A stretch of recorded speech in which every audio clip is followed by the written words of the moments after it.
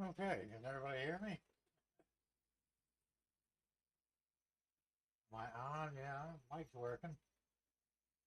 Just testing the system. Had some bugs in it. I don't know what happened, but I tried to use it this past Thursday and it failed. I wound up using StreamYard. Tried to use it this past Thursday and it failed. I wound up using StreamYard. Huh.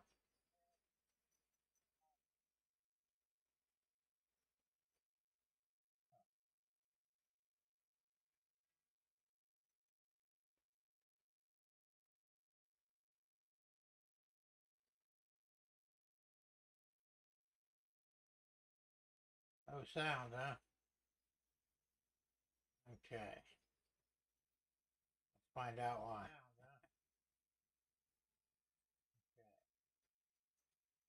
Uh,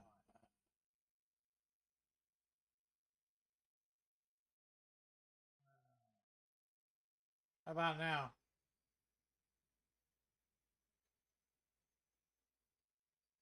How about now?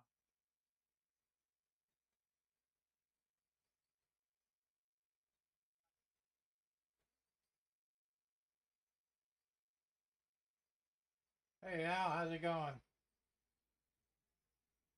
Sound is low. Hey Al, how's it going? Yeah, I don't know why. Advanced audio properties. Yeah, I don't know why. Advanced audio properties. That better? I'm working out some bugs here. That better? Ah, I think pisses me off sometimes. Working out some bugs here. Ah, I think pisses me off sometimes. I'm getting feedback on my monitor. I don't know why. Getting feedback on the oh wait a minute, yeah I do know why. I don't know why. Hold on. Fix that real quick. There we go. Now that took care of that problem. That mic's right up here, man. You should be getting good sound out of it. I don't know why. I mean, I'm showing pretty good on the meter.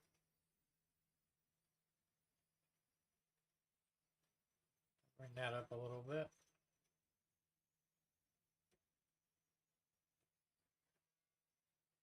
That was a little better. Okay. Let me fool around with this some more.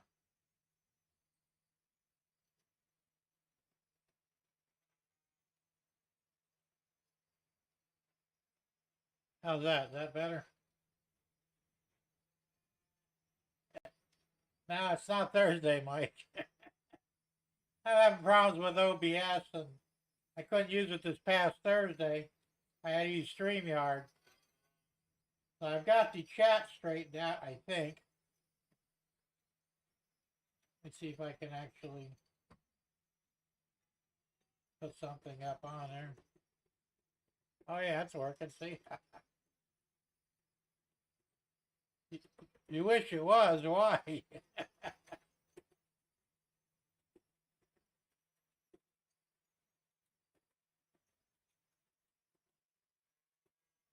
I'm pretty damn close to the mic, so it should be the sound should be a lot better.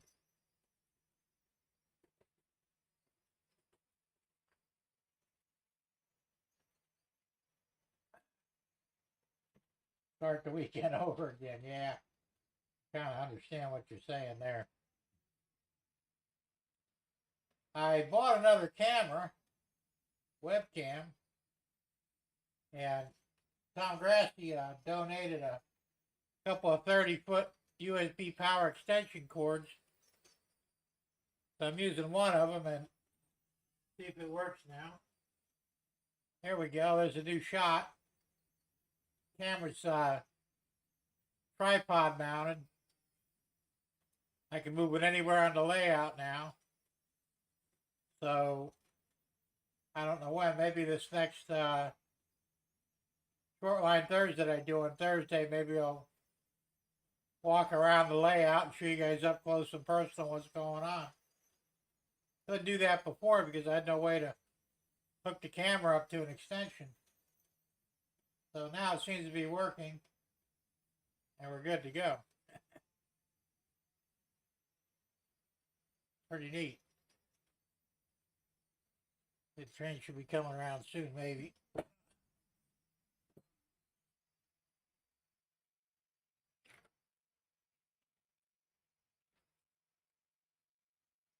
Had a derailment down there somewhere. Alright, well, here comes the train in about a minute.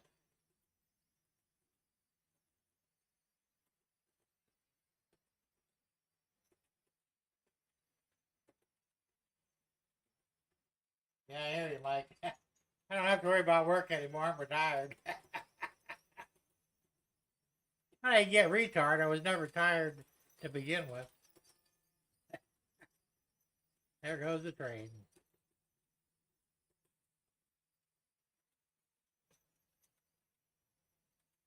It's pretty cool action.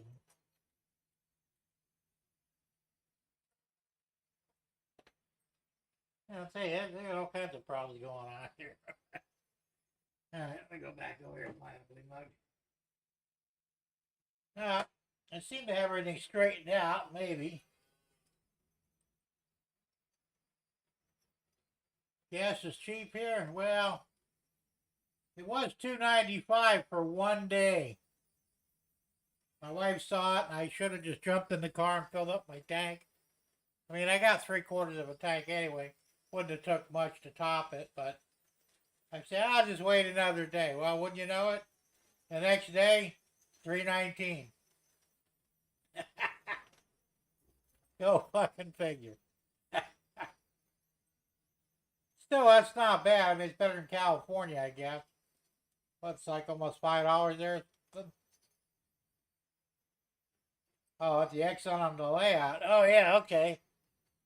Gee, no, I forgot to look at that.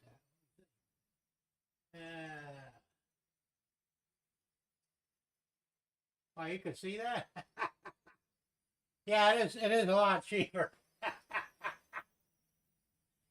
Wish it was that way in real life, don't you?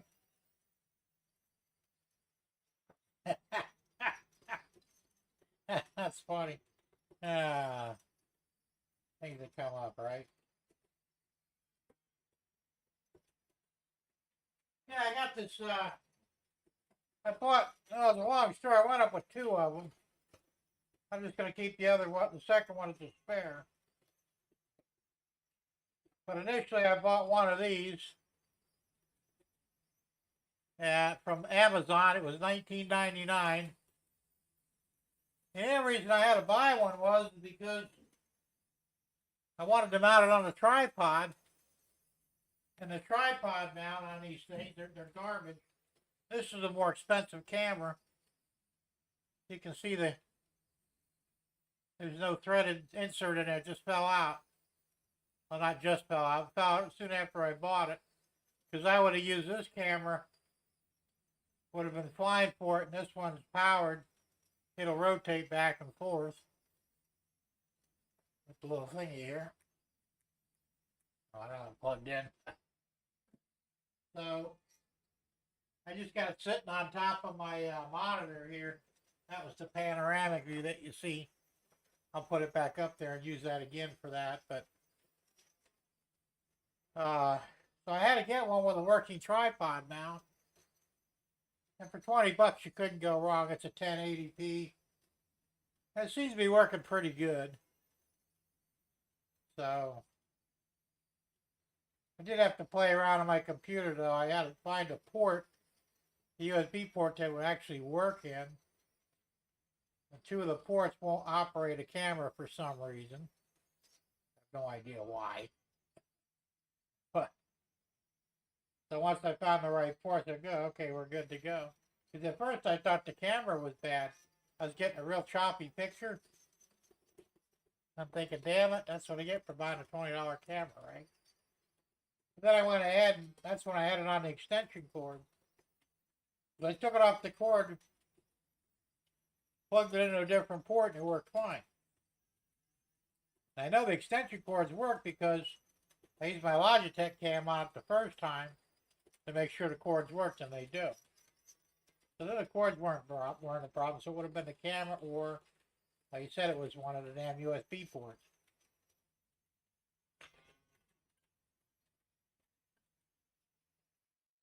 I pretty much overloaded my computer. It's a desktop, and I've got 2 USB hubs on there.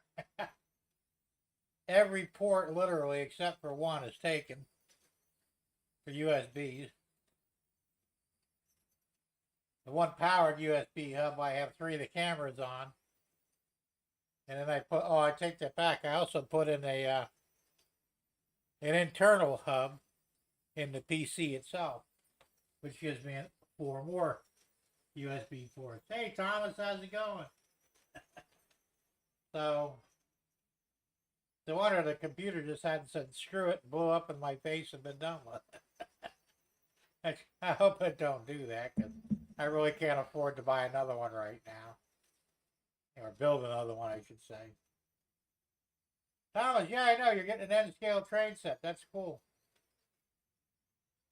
You jump around a lot with different stuff. Got O scale, HO scale, now N scale. When you gonna get a Z scale? Or Z scale is pretty damn small, but or maybe even a G scale or S scale. Hell, get one and 1/8 scales you can ride on around your yard, you know.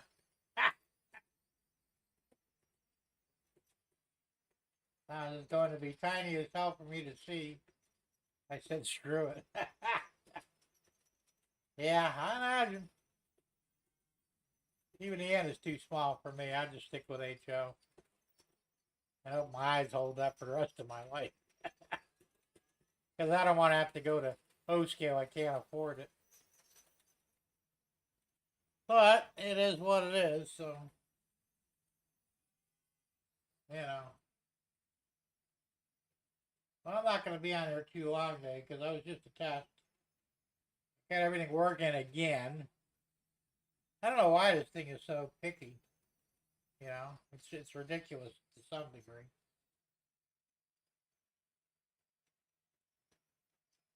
No, I probably did. I don't have my phone out here either. I got it in the house. Maybe I did see it. I don't remember. I don't think I saw it though. I saw a video of yours this morning on YouTube. You were showing off your locomotive, the new one. So it's been a long day. I woke up early, too damn early actually. And first thing I did is I came over here. Well, then my cameras got dropped off today. They were really supposed to come till tomorrow, but they came a day early. And then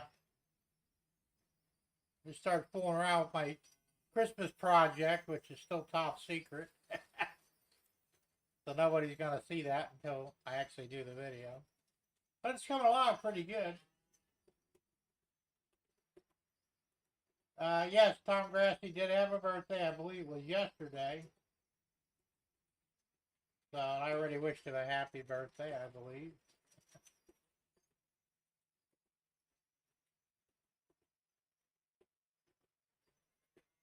My birthday's done and over with now, and I'm not in a hurry to do any. And I'm not in a hurry to do the next one.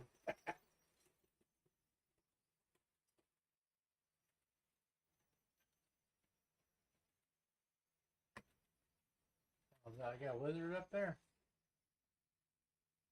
What the hell that is? Oh yeah, I got a lizard up on my ceiling. Yes, I'm 64 now.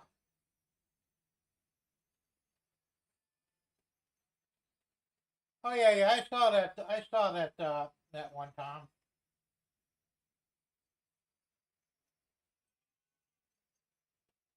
Yeah, it looked pretty cool. I said I replied to it. It's gonna look good when you get it done. Yeah, 65 next year. I'll be an official old fart. The way I understand it, 65 is official old fart age. So next September, that's what I'll be. Hard to believe I'm getting older and older and older, and I didn't even realize it really. So my back's been messed up. I got the sciatica going on. It's really killing me. Messing up my legs bad. And that one was actually that would be that'd be like a giant. Lizard's about like this. It's a chameleon, you know. And there he goes now. Make a point at him. See him up there on the wall? There he is. He's about as long as a train car, about 60 foot in HO scale. So, that'll give you an idea what's going on. That's funny, sort of.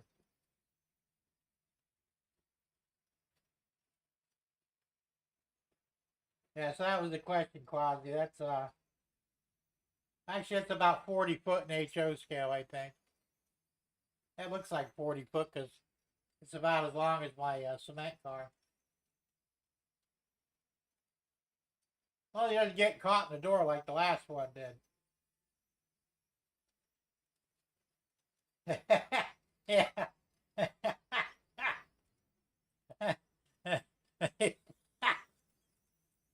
You never know.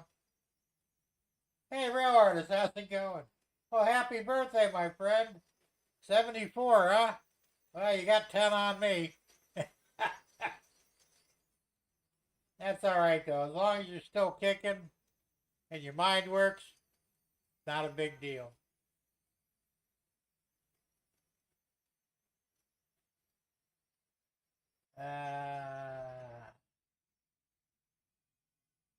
Jim, that one was the decal. Yeah, I thought it looked pretty good. You'll be able to replicate that decal, I imagine.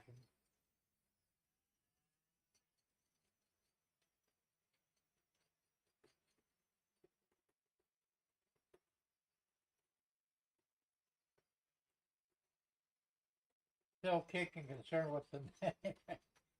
We all are, trust me, we are. I worry about that because, you know, my dad had Alzheimer's. It didn't really hit him until he got into his 80s. I think he started showing it, real early signs of it around maybe 84. He lived to be 91, and I mean, by the time he turned 90, he wasn't real bad off. He still recognized me and my wife and his grandkids. That was about it. He didn't really know what town he lived in anymore or what state. You know, he failed the Alzheimer's test that they give at the VA clinic. They ask you a bunch of things like today's date, what year, what month, what city you're in, who's the president of the United States. He flunked it all. But he knew me and he knew my wife, so and his grandkids. No. I got no money for it, Thomas. I wish I could. Vinny's doing one. And I imagine Sparky will probably do one again, too. Matter of fact, I just entered Vinny's, you know, BNSF 6951. He just did a live stream, or, yeah, a video or live stream. I don't remember. Yeah, live stream. Explaining the rules and stuff. So check him out if you want to enter the contest. I can't afford it. I just don't have the extra money for it. Okay, you entered it too. Cool. So, yeah, I was gonna do a contest when I hit 500, but I seem to be stuck lately at like 427, I think. You know, whenever if I ever hit 500, I'll do a contest, but not until then. But I damn sure can't afford a Christmas contest.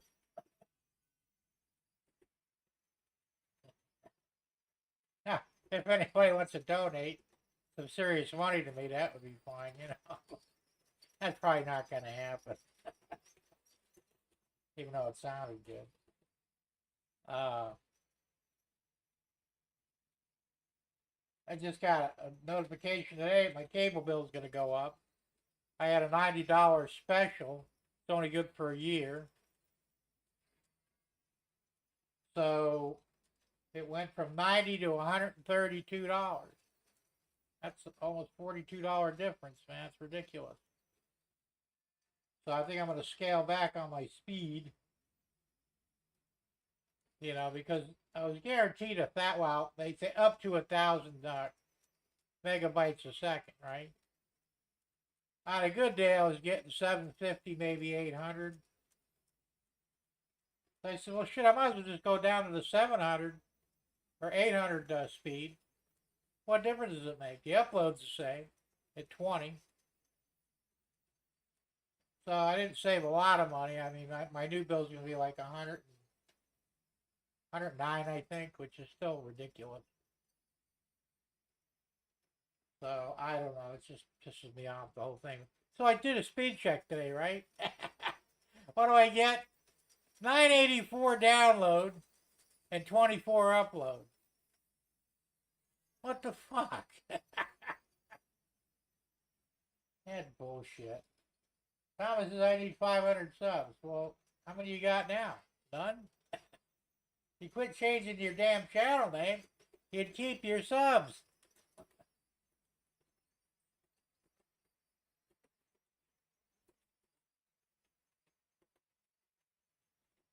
Now you can monetize at 500.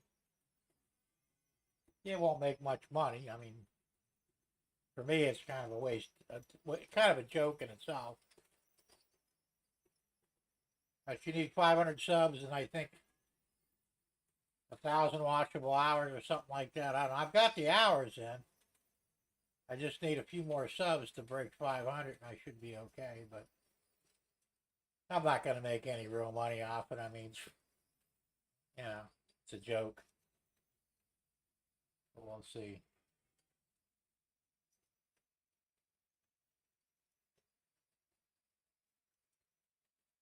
So if you have a golden spike, but it's made of brass and nickel alloy, is it gold plated, Thomas? That doesn't really count, you know that, right? It would have to be solid gold to be the original. In which case, you'd have enough money to buy a house, a new car, and probably enough change for McDonald's.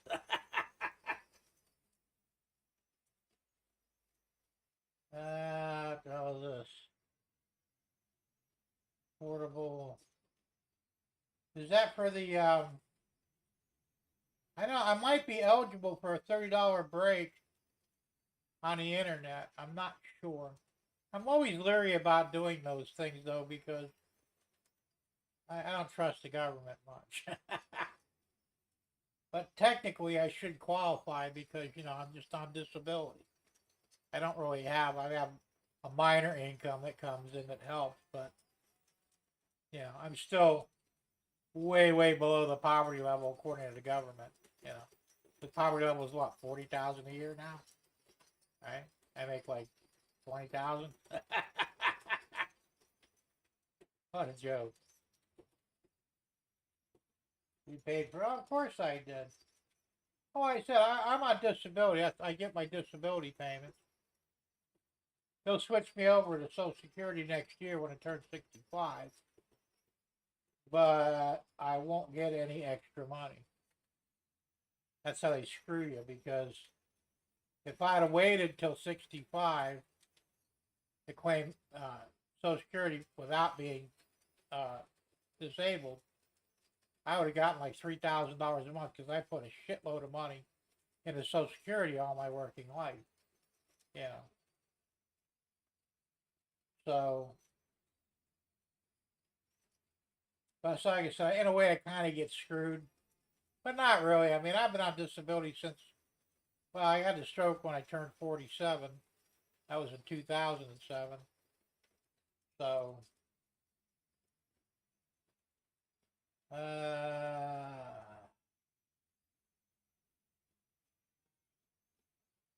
that Tom? I was going to order them road workers from Pfizer site is down now. I love it. Got a lot of problems with. I was trying to figure out a better way to do, the internet with Comcast. I got on their site. It kept going down. I'm thinking, boy, that's very telling, isn't it? That the very company that provides you with internet can't keep its own website up and running properly. That's a little scary. But that's the way they do it.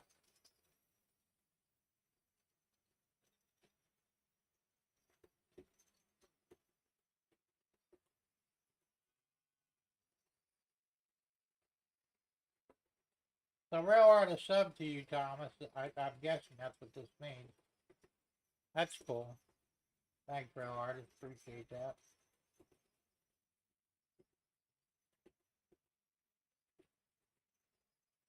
I'll have to sub to you too, Thomas. Bring. There it is.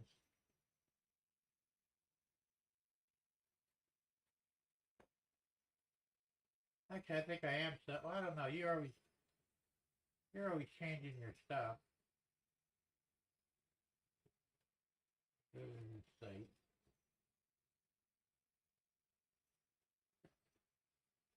Well, I'm subscribed. That's Tom Grassi. Wrong Thomas. Ah.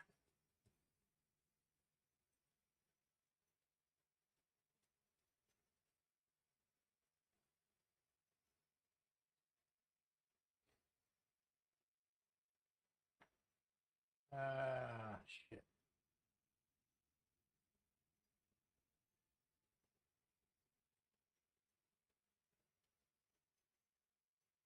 Grassi. More. Okay. Good channel. I'm subscribed to you, Thomas. You got 185 subscribers. That's not too bad.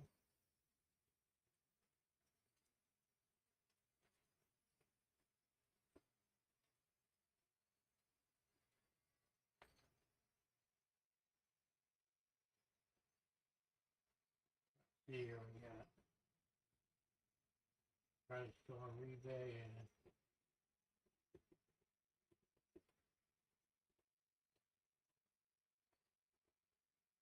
and yeah, I hear you, Real. More wine is currently indicated. Yeah, I could probably use a glass myself. Tom Grassi says eBay ones are more expensive than getting them directly from Pfizer. Yeah, they probably are. It just depends upon how bad you want them and how quick you want them. Like everything else.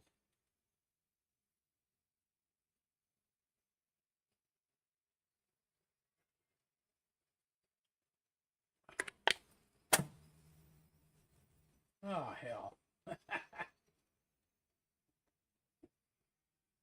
This is part of my Christmas project. It's the only thing I'm going to show you. It's a little tiny bucket seat. Kind of a little blurry there, but I printed like 50 of them because I don't know how many I'm going to need. They're going to look good, though. I already put some of them in my project, and it's going to look pretty cool when I get done with it.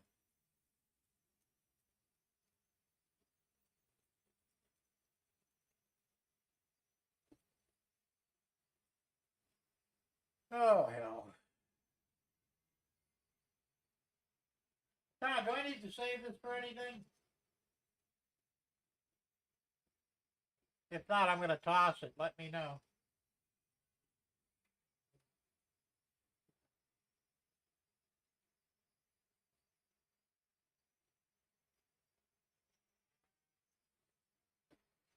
Oh, yeah.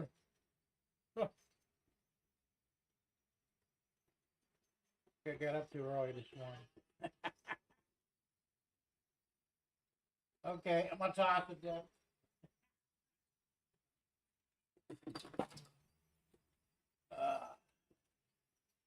That actually looks like S scale. That size. Maybe. Or it's just, yeah, well. S is what? Between HO and O, I think? Or is it S scale between O and G? I don't remember. I can never keep track of that stuff. Oh, yeah. It's bigger than it needs to be.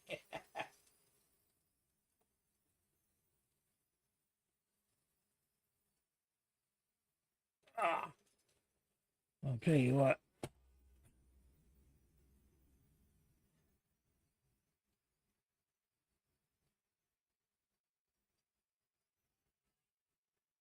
I don't know what.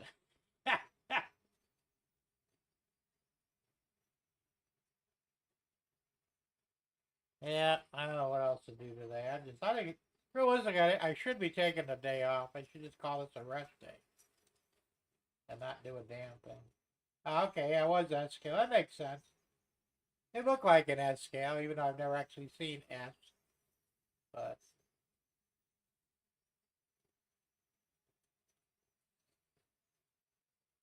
too damn many scales. Oh, yeah, way too many scales.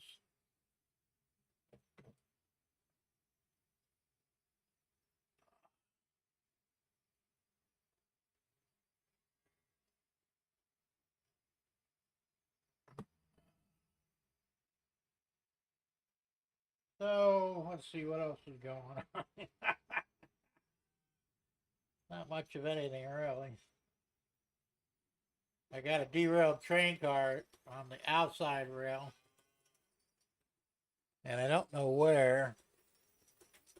Probably way in the back though. That wrong one.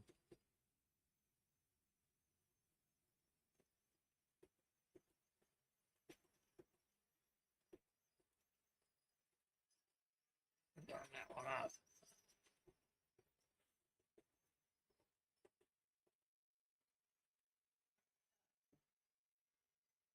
Well, shit. What? Well,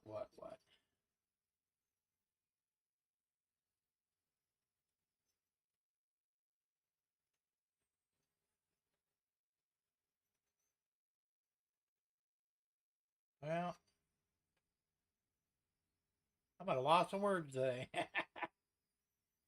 That may never happen again, ever.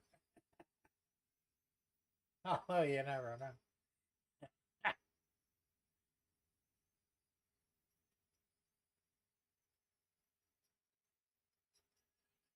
Oh, oh, no. Can't stop yawning. And I don't know why. Actually got a good night's sleep.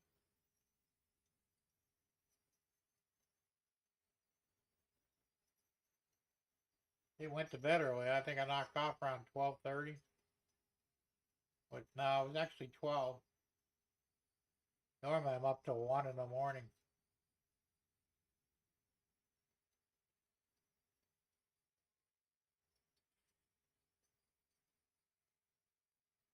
Man, my desk is a mess. I got so much stuff to do, it's not funny. I did rearrange all my drawers though. Those containers that go down each side. I got like 7 of them. I went through each and every drawer, rearranged stuff, threw out a lot of garbage that I really didn't need anymore. And I should probably label them. Dug out my old label maker.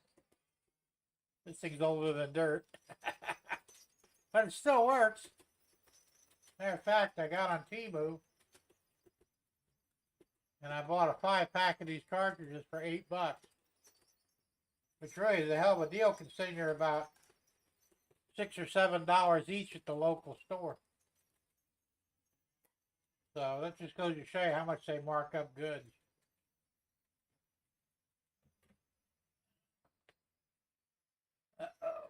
Let's see there. Just tinkering around today, fixing coupler heights on car and design to mark my blocks on the layout. Need to make circle decals for the numbers. Oh, that's cool.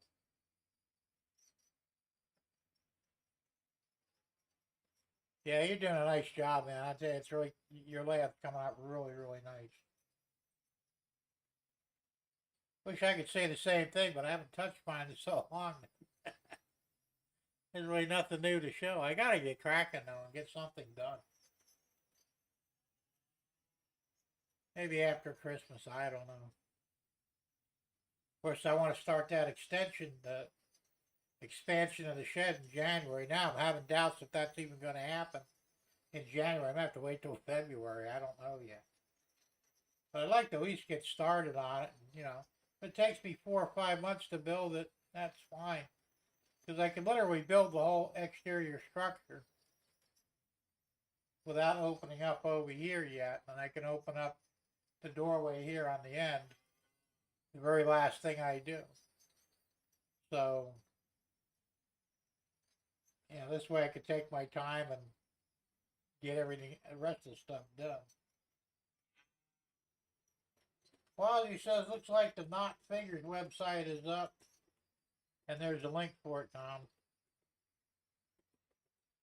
Check it out.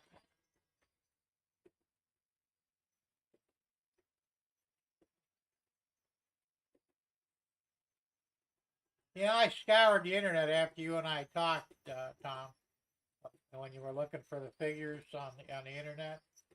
I didn't find much.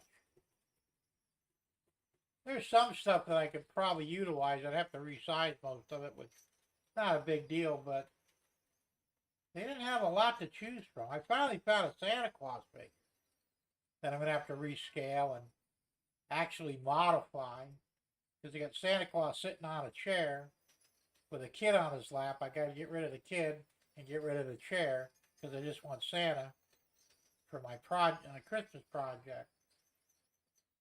So that shouldn't be too much of a big deal. I could do that. But that was the only one I could find that actually looked like a realistic Santa Claus. Most of the shit they had there was like comic stuff, you know, and I didn't want that.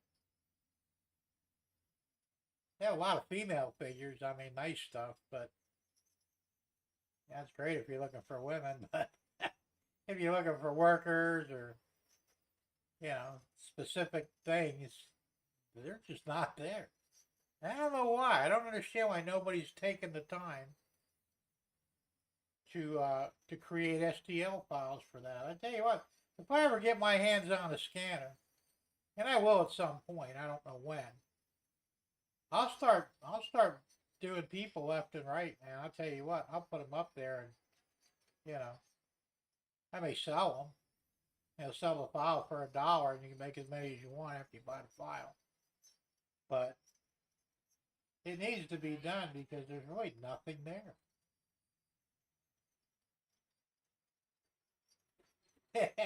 Yeah, I know about it. That's where I got most of my nudes from, Quasi. You know, the ones on Doodle Lake, my nudist colony there. They got a lot of nude models there, so that was handy.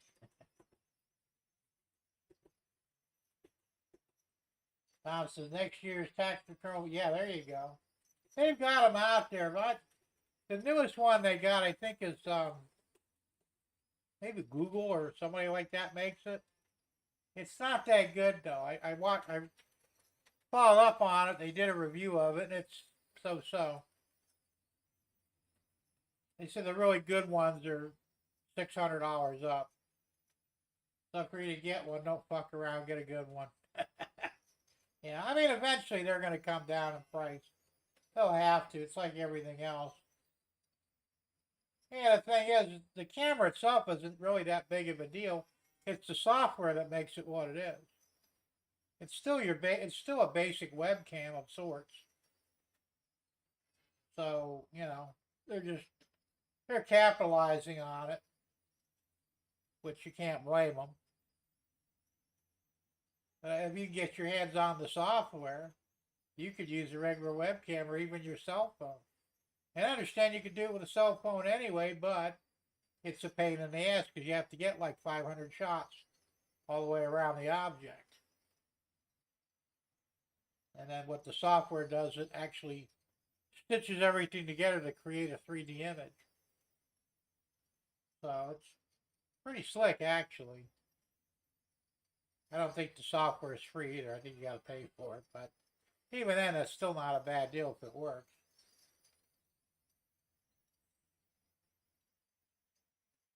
So if somebody had a software program you can load on your PC and use a webcam and a turntable, you know, like, you know, Bernard from Mini Prints, he puts you on a pedestal, a turntable that turns.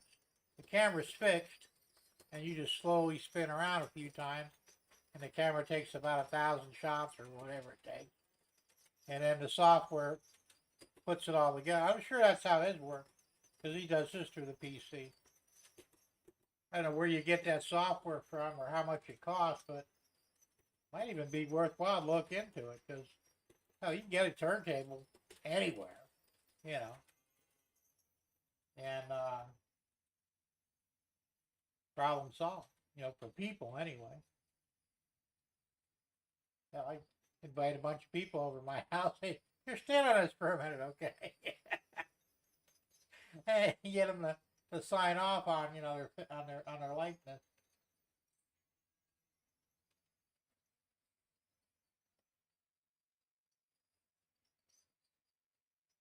Plus, I'd imagine you could probably manipulate the figures anyway in the software, so you could probably make somebody fat that isn't, or vice versa.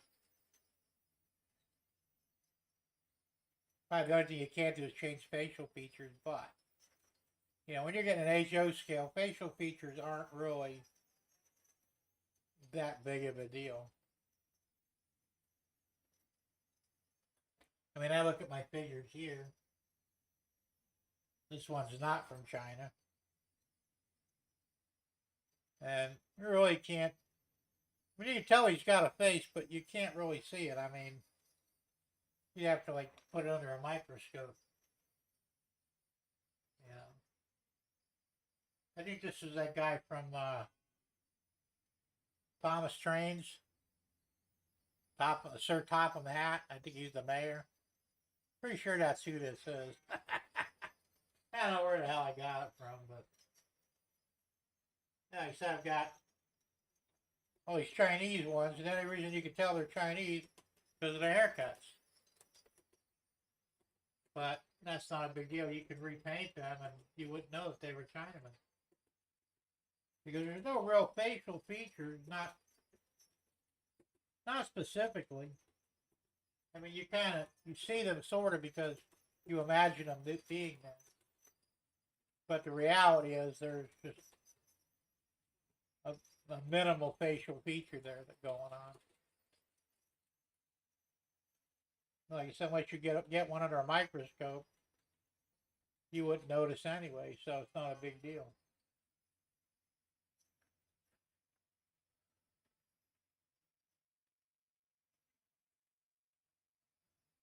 I think mostly it's clothing that would probably determine a lot of things. Like you said, if like Tom was looking for like road workers, well, all your road crews always have the orange vest on.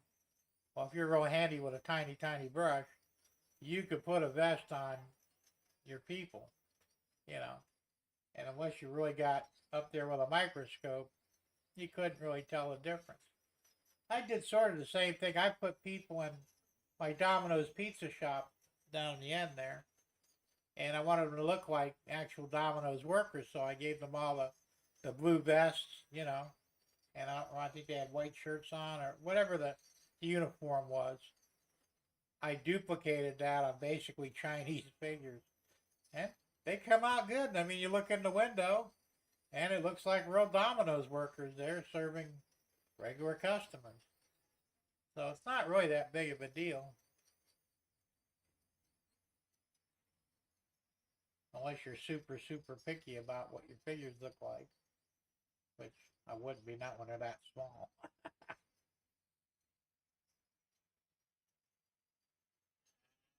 So, let's see what else we got going here. Not much of anything, really. A slow day at the sugar shack. A very slow day. I gotta clean up my desk. It's really a big mess. I gotta like rearrange stuff here. And that's why I want that expansion on the shed, because I could take the resin printer off of my desk, which is a terrible place for it. Take them other two the filament printers and put them all in that back room, along with the sink. That'll like give me a whole bunch more room here. And I can actually put a workbench behind me. So, what you got going there? Jim, my tsunami decoder was fixed and he shipped it out now in Jersey. Should have it Monday. They never told me. I found out by U.S. mail. Yeah, we were before. We got uninformed delivery. Well, that's cool. That was quick, actually. I wonder how you fix something. I mean, you would think it'd be easier just to toss it and give you a new board, you know. They said the parts are ordered from Athens for the GP7. How do you get a Y in there? I have no idea. The GP7 I'm building has not yet been shipped. Nah, you'll get them soon enough.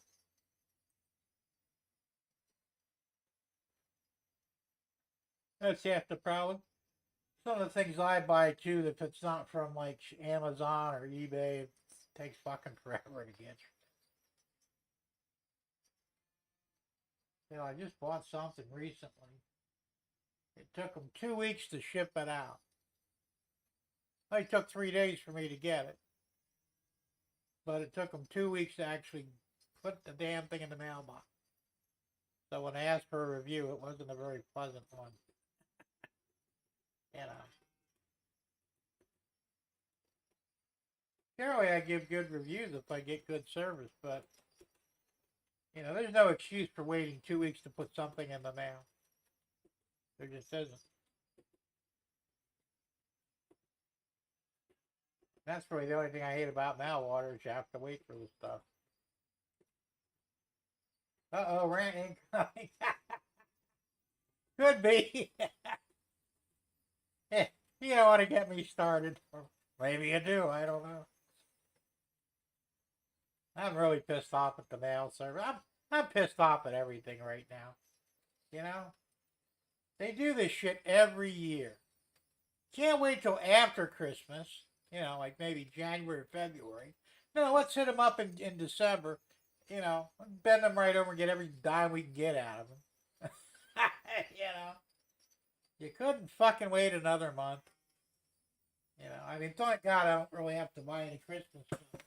You know, I bought my wife a whole bunch of stuff, but it's really just, you know, trinkets realistically. I mean, I think the most expensive thing I bought her was this cookbook she wanted. It was pricey. But most stuff she got a lot of stuff, but, you know, it's cheap stuff. I mean, stuff she'll like and she'll use.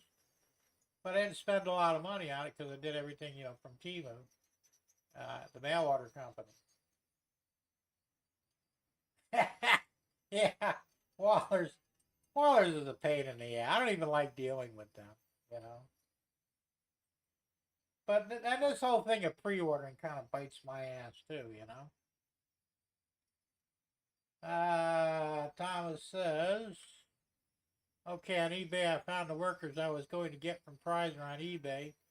$14.98 on Prizer, $8.98 for the same product. Those money-hungry people. So it's $8.98 on eBay? That's almost half the price. Jesus Christ. Hey, Gerald, what's going on, man? So, well, that's what I'm saying. You really got to shop around because some things are cheap on eBay and then some things aren't. Same with Amazon. I found some things that are cheap on Amazon that was actually cheaper than eBay, and then vice versa. You just really have to shop around. Well, as you said, I just bought an F7 AB set, bad paint on the A unit. We'll be bitching at them tomorrow. Oh, so they were new, and They screwed up the paint job. That's just great. Okay, $8.98 from Prizer. So eBay just jacked it right up then. Was it free shipping? Because that's what they do, you know. They'll jack up the price, give you free shipping because nothing's free. You're paying for it, you know. They couldn't afford to give it to you for $8.98 with free shipping. And the worst part is to ship that, they could literally throw it in an envelope and it would cost them maybe $1. But no, they'll put it in a box, it'll be $7, you know. It's ridiculous. That's what I'm saying. It's just, there's too much horse shit going on, that's all it is.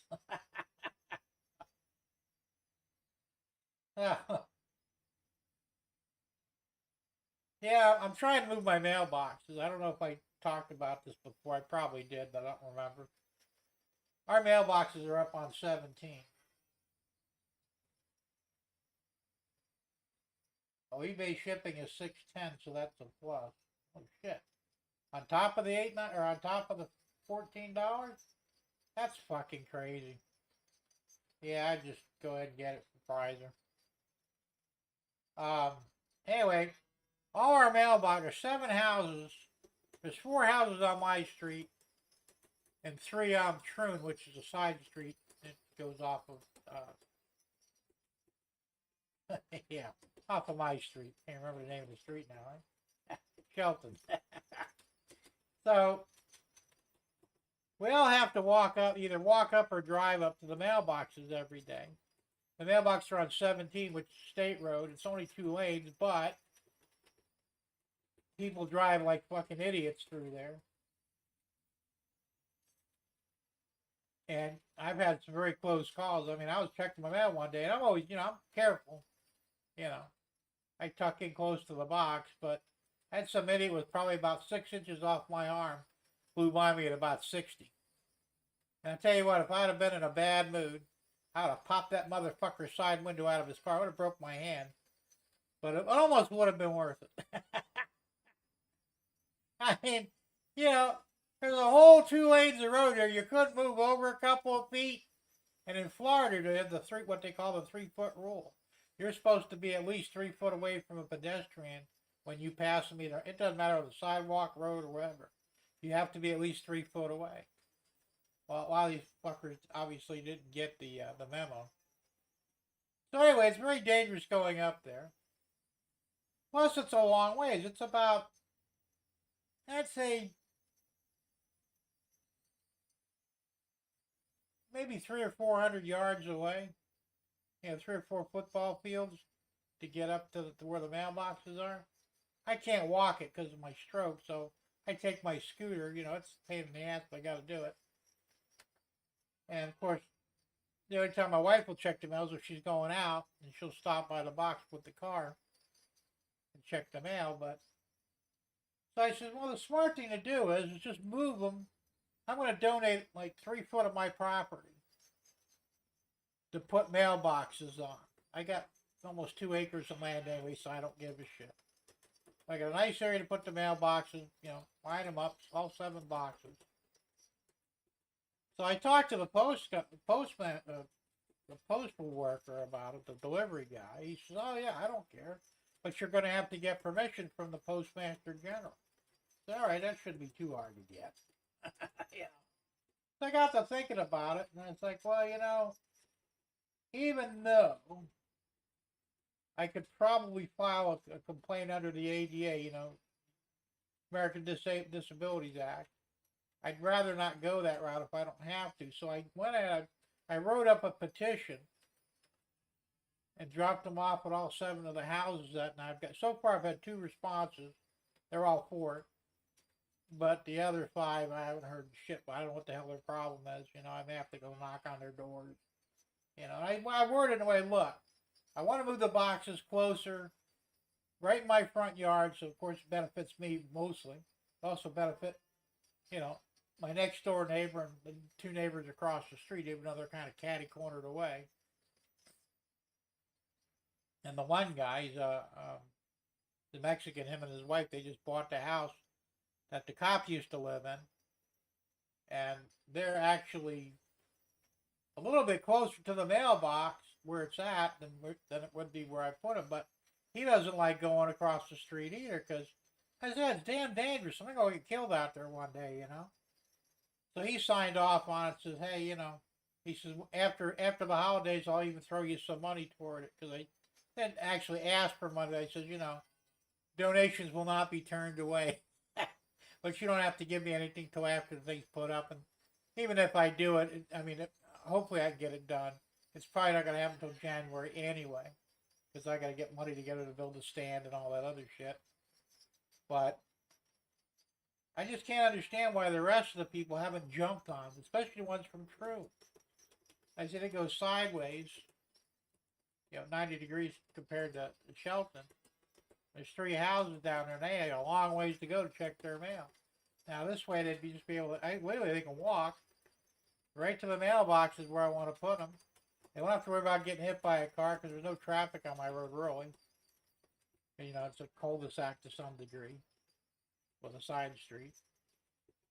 So I said, you know, that's what we're gonna do. So that's the plan anyway. But I went across because Shelton goes across 17, the other end of Shelton, and there's only like 75 foot of paved road there, and the rest is dirt road.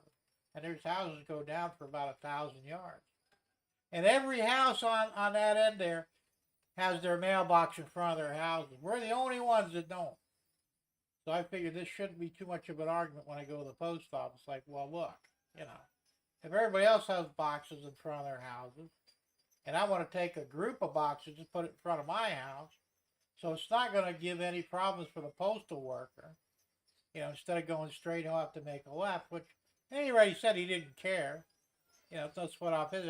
Actually saved for him too, because he said he's had a couple of close calls and what's in his postal truck. You know, that's some scary shit, man. So yeah, I know, Tom. On most places, that's where they put the mailbox at the end of your driveway. You know, so as I said, I gotta get that done yet, and that'll make it a lot easier too. No, you know, another thing, we don't have that problem here yet. Nobody's stolen anything from the mailboxes, but it would be so easy because you've got these mailboxes up on the road. You can't actually see them from our houses, you know, because of the woods and stuff. My neighbor, Randy, next door, he has a wooded lot. It blocks view of the mailbox. So somebody can literally clean out the mailbox and we'd never even see it and wouldn't know who to blame for it. So this way, if it's in front of my house, I have security cameras here. I'll re-aim one right at the mailbox, and so if anybody wants to get stupid, you know, we'll catch them. But, uh-oh, you got another leak going on there from Quasimodo. Oh, you found another one? Cool. I know there's a lot of stuff on eBay. I got most of my figures on eBay. I got stuff from Prizer. I got stuff from Woodland Scenics. Then I got a lot of Chinese stuff too. So I needed seated passengers when I was doing my passenger car. So I bought like 100 of these suckers, men, women, and children in seated position. And they actually do have legs. This one's upside down. I bought a bunch so I'd have something to populate the passenger cars with. And I think I got like 100 of them for $15. Pre-painted. I mean, it wasn't, you know, not a bad deal at all. Now, Gerald, and I haven't forgotten Gerald, I'm going to put, you know what I'm thinking of doing? On the Trump passenger car, he said, you know, you should put the red hats and red ball caps on all the passengers, you know, the Make America Great hats. I got to thinking about it. I can paint them on, or now that I have the resin printer, I just print a bunch of ball caps, shoot them red, you know, place them on everybody's heads. They'll be tiny, but they'll work, and I could do it. So it won't be hard to design a ball cap, you know. There's probably a file for it anyway. I don't know. Yeah, that's what I'll do. I can make a mass of them, and like I said, it's a matter of pop them on there with a touch of glue, and there you go. Bunch of MAGA passengers.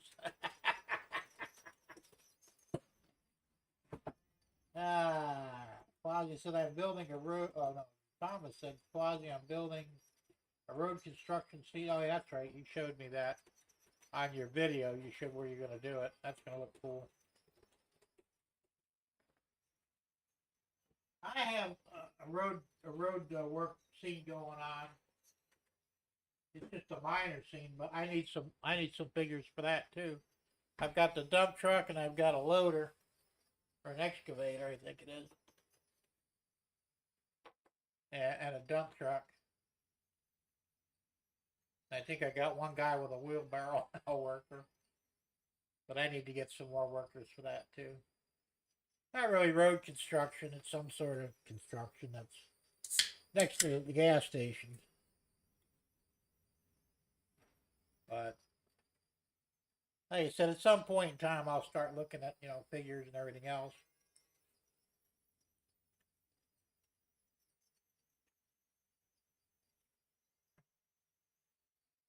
Not in a big hurry on anything at the moment. There's so much to do, it isn't funny.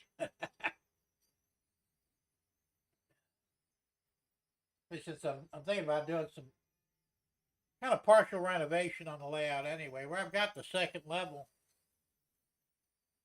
I'm thinking about maybe scaling it back in width and then bringing another grade up to a third level that goes all the way around back on this wall, where I'm going to put my my staging area. So we'll see. I'm still not sure how, if I want to do it yet, or how I'm going to do it. It's going to be a little tricky actually, because I don't have room for a helix, so that's not going to happen. Somebody suggested putting one in the expansion room, which I could, but since I'm only going out, I'm only going out 6 foot, because I don't want to have to move one of the chicken coops. So in order to leave enough room to get access to the side door of the coop, I can only realistically go out 6 foot. Well, the helix at a 30 degree, even at a 28 degree radius, is going to be nearly 6 foot anyway. So I wouldn't be able to get around the damn thing. So I think the helix isn't going to happen. But what I could do is, like I said, have them come up here, have a switch about 3/4 of the way down a turnout to run up on, and then back the train up all the way around up into the third level. That's one way to do it. Or I could have a runaround truck next to that, bring my rail cars up, uncouple, use the locomotive to do a runaround, catch on the other end of that, and then just drive them straight up in there. But like I said, I'm not quite sure what I'm going to do yet, or if I'm even going to do anything.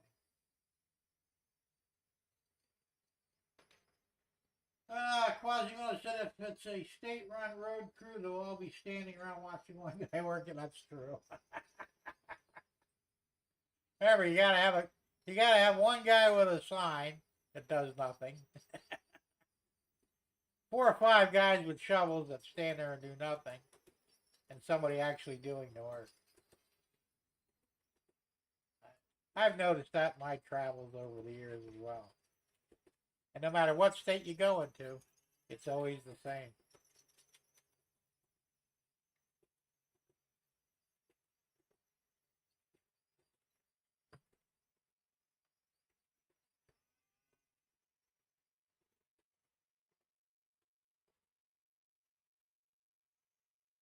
So like I said, I got so much stuff I got to do here. I wish I had done things a little bit differently on my land. I'm not changing nothing. I mean, I'm not doing any major renovation because that's ridiculous. The one, I don't have the money anyway. Hey, there's Crooked Dave. uh, no, I had problems with the with OBS last week. I wound up having to use StreamYard as an emergency backup. So I thought I better try and get this straightened out. So I did. I had issues with the chat and had a couple of camera issues. I got it all straightened out. I don't actually know what happened.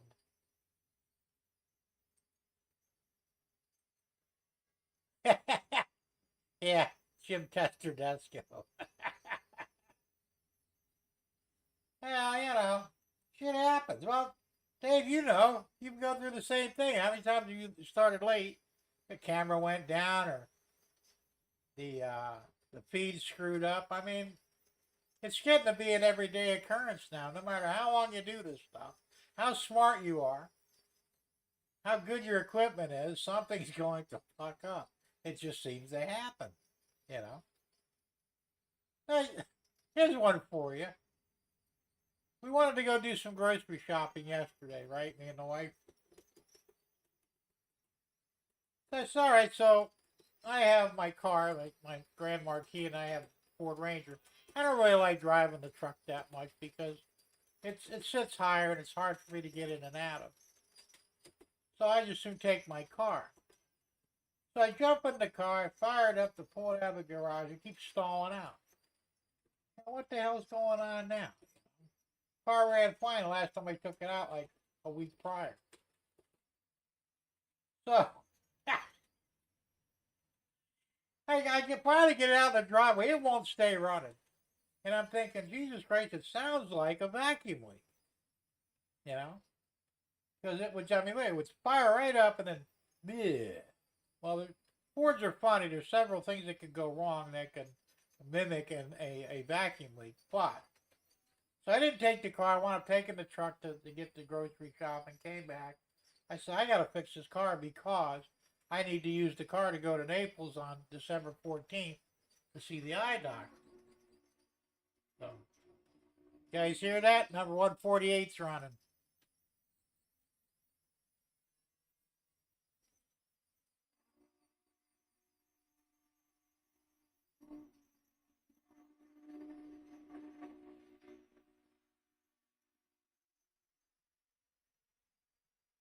That is such a cool sound, that horn.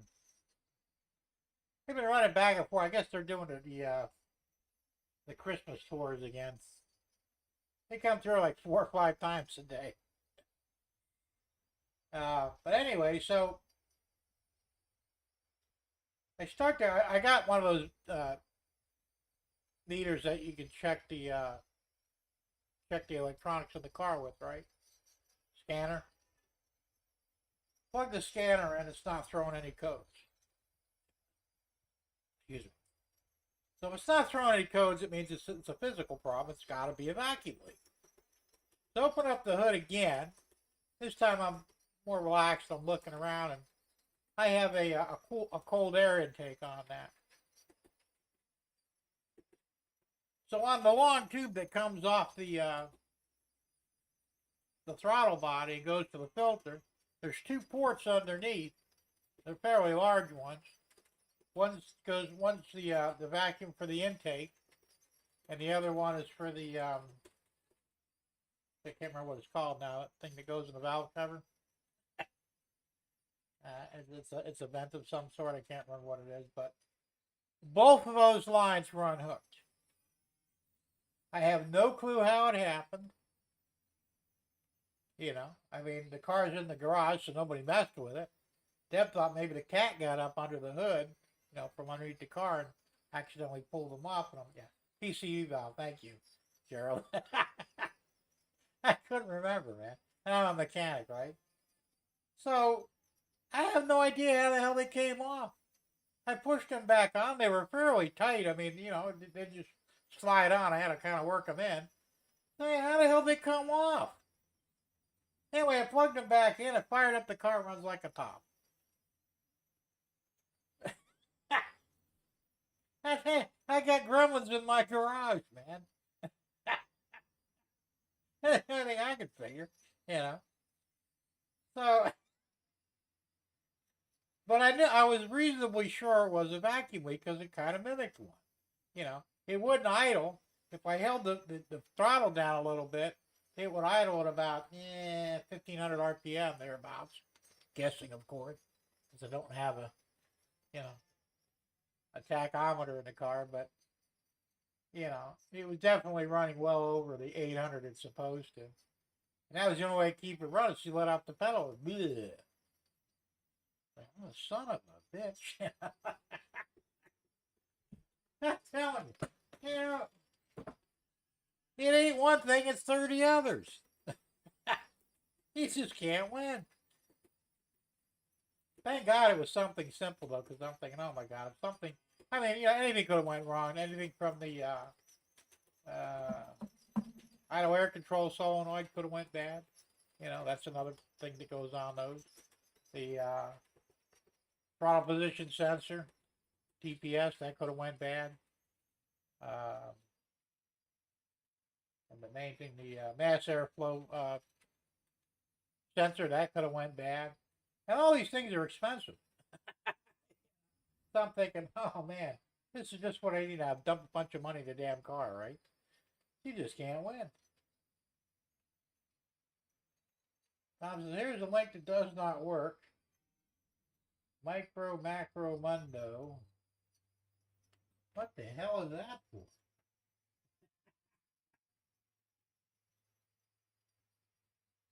Huh. I don't know if I can click on that or what will happen if I click on that. What am I doing? No.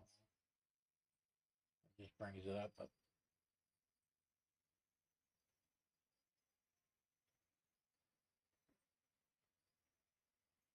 I don't want to do the whole thing.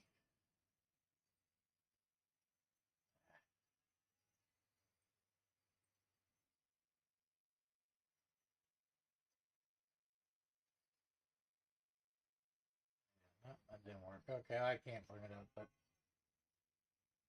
Joe says you're correct. It's a bad link. Okay. Well, that's the Prizer site? Okay. That's a weird name for a Prizer site. That's something like prizerfigure.com or something. Micro Macro Mundo? Really? Wonder how long it took them to come up with that one. Well, hey, if Comcast link is bad, anything can happen. You guys that weren't here earlier, they jacked my internet prices up because my yearly special expired. So I went from $90 to $132 for the same service.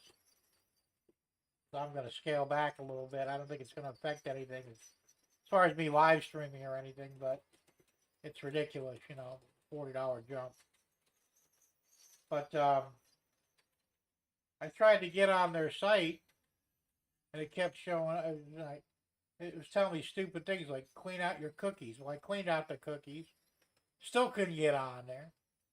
And they have a different. Well, Comcast's link is busy at this particular time. Oh, sure, that's pretty bad when Comcast, who offers internet, can't even keep their own system up and running. That doesn't say much for them, does it?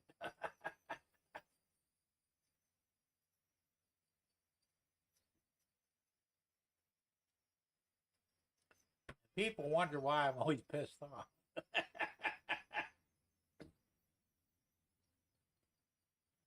I can't imagine.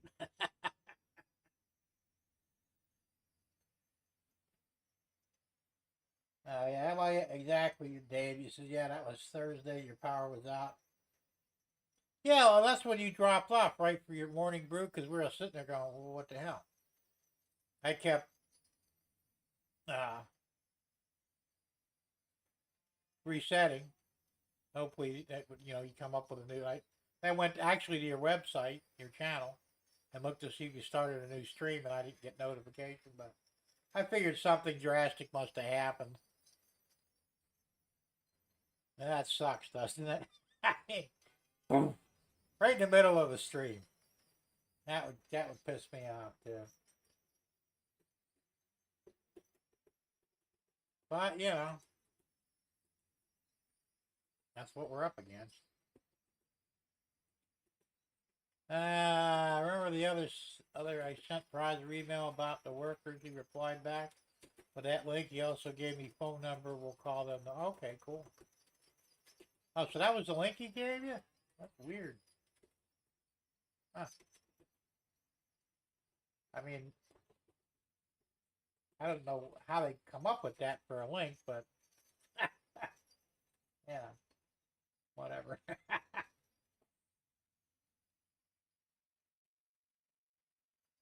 So,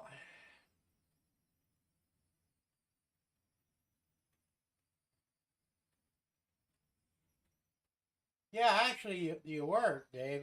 Because a couple of guys go, "This shit's just starting to get interesting," and he drops off. That really did suck. But, you know, hey, what are you going to do? I mean, it's beyond your control, you know? Hopefully that don't happen again this coming Thursday.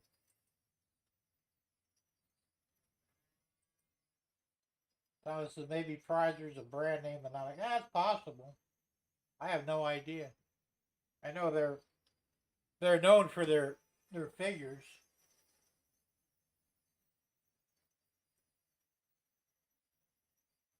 Oh, them and Knocker like the two biggest ones. You know. Generally, if you need something, if they don't have it, you're just not going to get it. I mean, between the two, Knock and Prizer, they've got a lot of stuff. I mean, some really off the wall shit too, you know.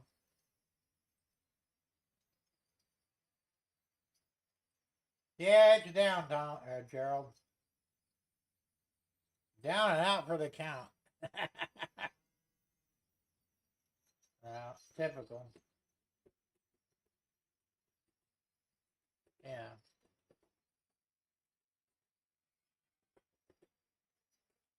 So my wife gets really pissed off when she's on the internet and she can't get someplace. I said, "Yeah."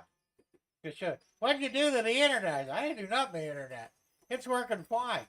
Well, I can't do anything. I was, well, then try something different. You know, obviously the website you're trying to get to is down. Try a different website. If that one's down, then you've probably got a computer problem. But otherwise, the internet's working fine. She seems to think I can turn the internet off at will just for her. It's like, nah, even if I could, I wouldn't waste my time with it. I mean, it wouldn't be funny after the first couple of times anymore, you know.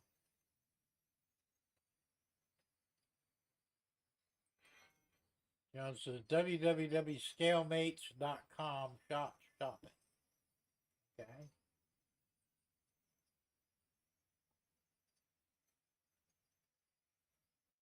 Like I said, I'm going to continue looking for figures that I can 3D print. There's some stuff out there, like I said, if a lot of it's just a matter of course, when you print something, you have to paint it anyway. So realistically, you could paint whatever you want, however you want to make it do what you want.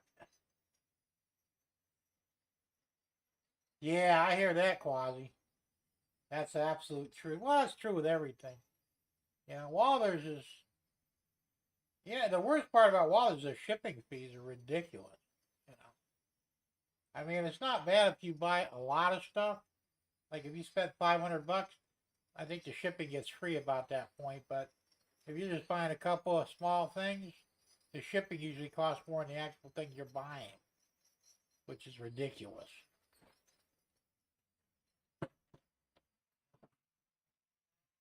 And I'm surprised nobody's actually, you know, you would think more people would bitch about the instructions on their instructors. You know, anything you buy from Walmart, the instructions are shit. We all know it. You know, it's basically a picture you figured out.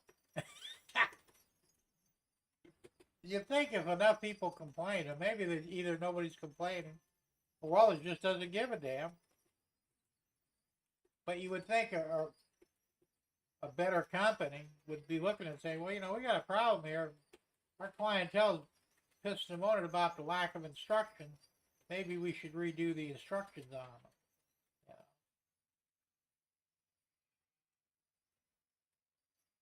So, I don't know, but that's the biggest.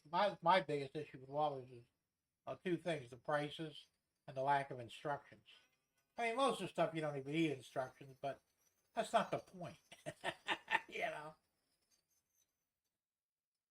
And they number everything. That's to understand. You got numbers on every pieces, but nothing to tell you where they actually go. Why did they bother putting numbers on it? Oh, okay. That's also weird, but makes sense. Macro Mundo is Markland Incorporated. I guess they like the letter M, don't they?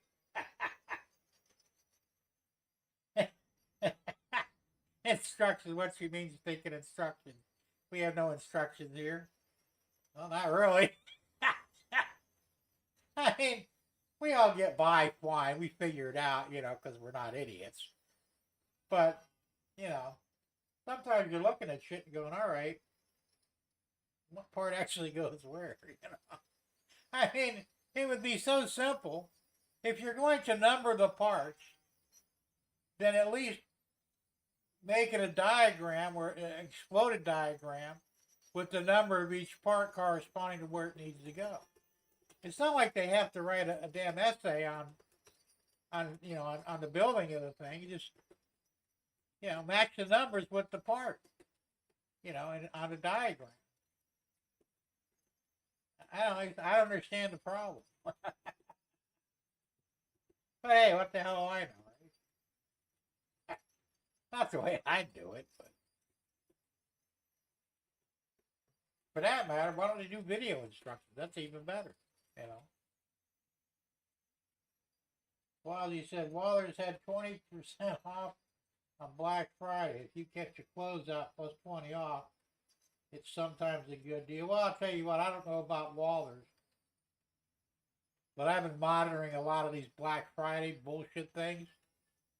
They're jacking up the prices and then dropping them down a little bit. You're still paying more than normal the price in some cases. A lot of different, Amazon's probably the better one out of all of them, but Walmart's notorious for doing this.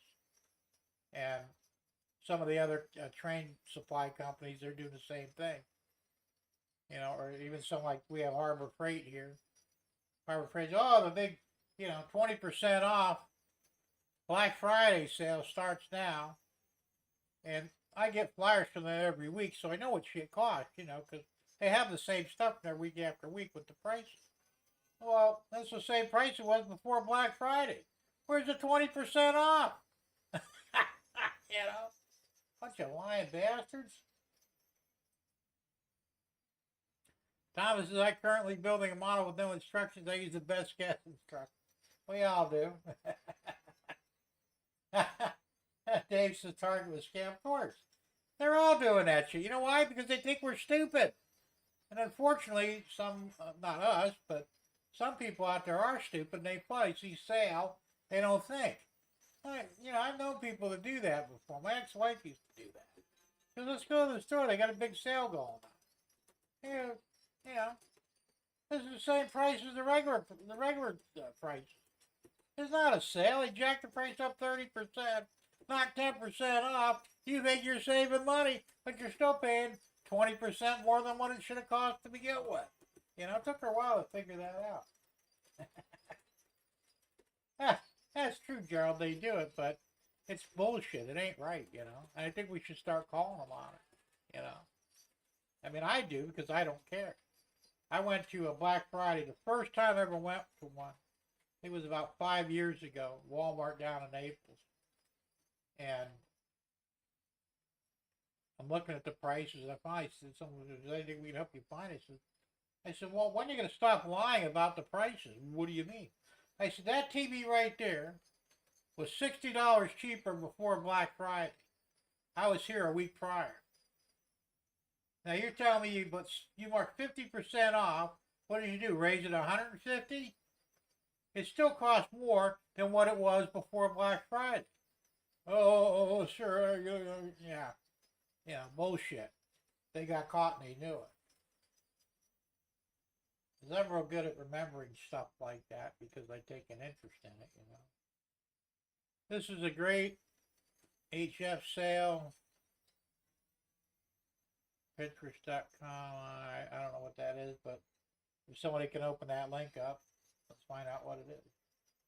Right, there are places that do actual real sales, but a lot of places don't. They lie. They jack the price up, lower it 20, 30, 40, 50%. If they jacked it up 100%. And most of the morons that don't know about it, oh, look, it's on sale. We could save money, you know. And retail wouldn't do this if they didn't think they'd get away with it. Unfortunately, there's enough idiots out there that fall for it.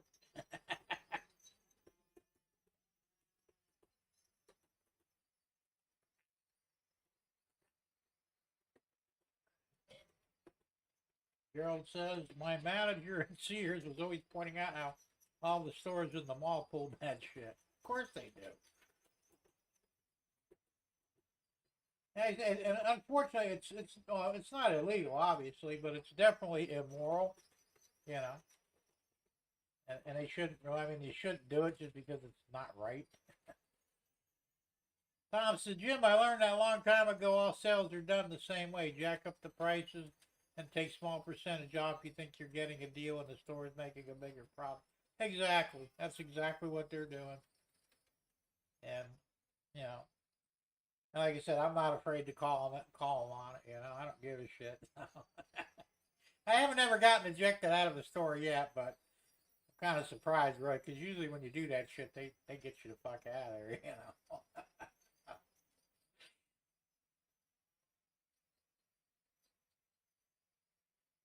And people are fighting over it. This is the worst thing, you know. This is that Black Friday. I couldn't believe people actually literally fist fighting over TVs and toys and what the hell is wrong with you people? You know, first off, you're getting bent over anyway, and you're fighting for it. How stupid are you? You know, it doesn't make sense. Years and years ago, you guys remember the Cabbage Patch dolls back in what, the 80s? It was a big thing. You know, I didn't want my kids having them because, yeah, they looked evil to me. I just didn't like them. They were ugly anyway. So my mother-in-law, at the time, from my ex-wife, she says, oh, you got to get your daughters these Cabbage Patch dolls. No, I'm not getting them. One, they're too expensive. And two, I just don't like them. I think they're evil looking. Yeah. So, she goes out and buys the damn things for my kids. Well, she had to go to Fort Myers, and we lived in Naples time. Fort Myers was the next big town over. And she was in the shop, I think it was Edison Mall. And she literally got into a fist fight with another woman over the last two dolls. She won, you know. She paid like $85 for each doll because, you know, the woman who made those things, invented them, she made a killing on these things, you know. And they would turn out just enough to get actually people start wanting to fight over them. And they say, well, sorry, we ran out, you know, and then a week later they come up with another dozen or so. I mean, it was bullshit, you know. I was so mad at my mother-in-law. I said, you know, first off, you're an idiot. You could have got hurt at the very worst. You could have went to jail for assault, you know. And you spent $85 for each doll. Are you fucking stupid? You know. What the hell? Thomas says, I'm still surprised they still call it Black Friday. Yeah, because that's kind of racist, isn't it? I was thinking that the other day. I said that to my wife. I said, Deb, you know, I'm surprised they haven't labeled Black Friday as a racist holiday, you know, because, you know, Black Friday. I don't know what you'd call it. Train Video Productions. Hey, how's it going? Today is Sunday. It should be Shortline Sunday, not there. Well, I was running a test. I was having some problems with OBS, and I wanted to wire it out before, you know, I got on the real show on Thursday. So I'm just kind of just yakking now. So, hey, you know, it's a nice Sunday deal, right? Quasi says Homer Henry was a mean dude. Who the fuck was Homer Henry? Yeah, they do, Gerald.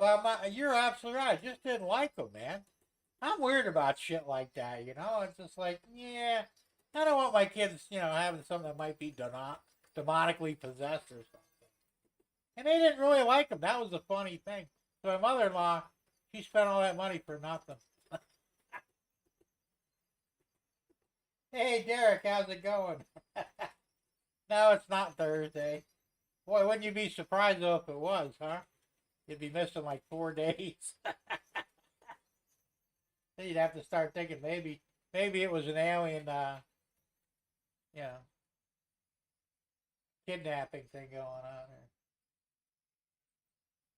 Trade Video says, okay, it's definitely a good Sunday for talking nothing. Yeah, exactly. Hey, we're just talking a bunch of shit, you know.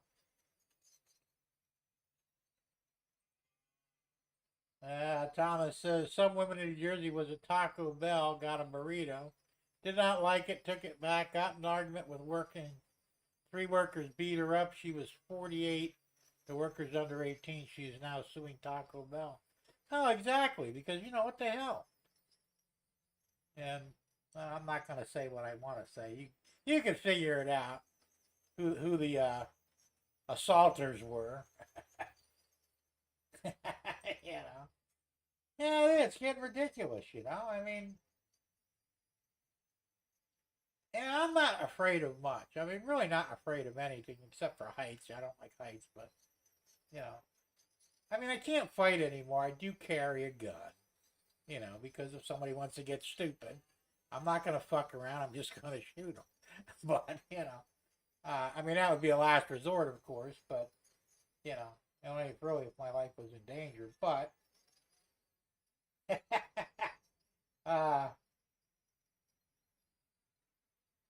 Quasi, that's funny. I thought Taco Bell was a Mexican telephone company. Yeah, it could be. I think you're thinking about Mexican Bell. That's kind of funny. Well, but that's what's going on now. I said people are just stupid.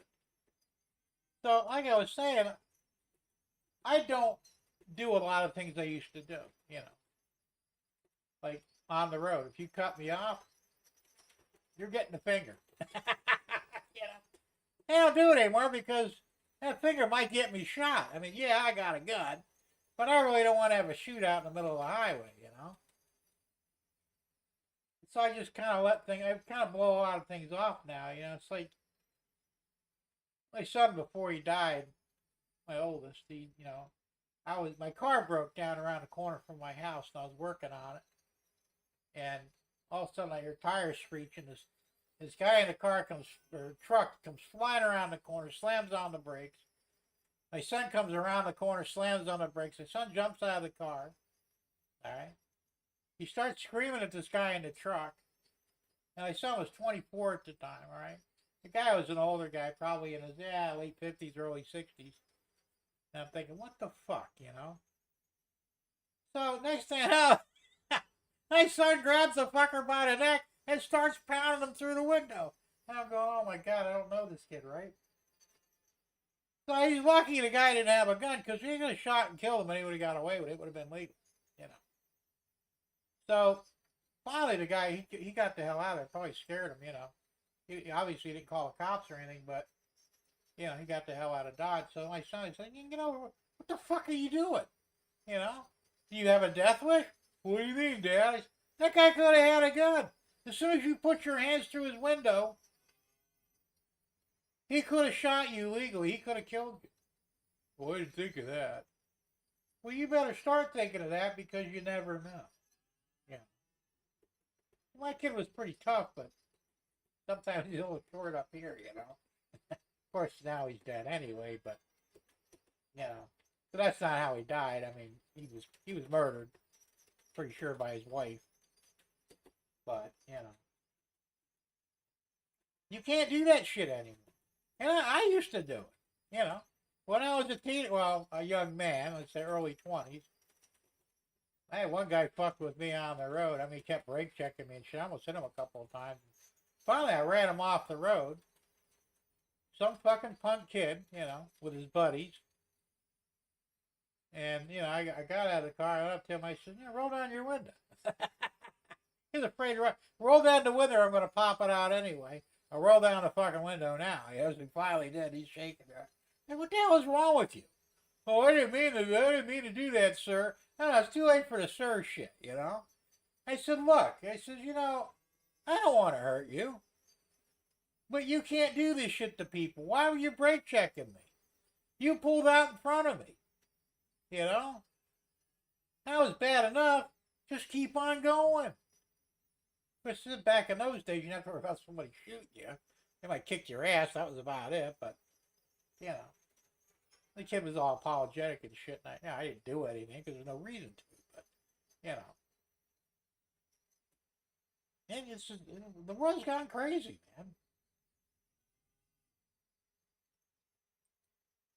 How about those cop body cam vids of DUI drivers? Yeah, absolutely, man.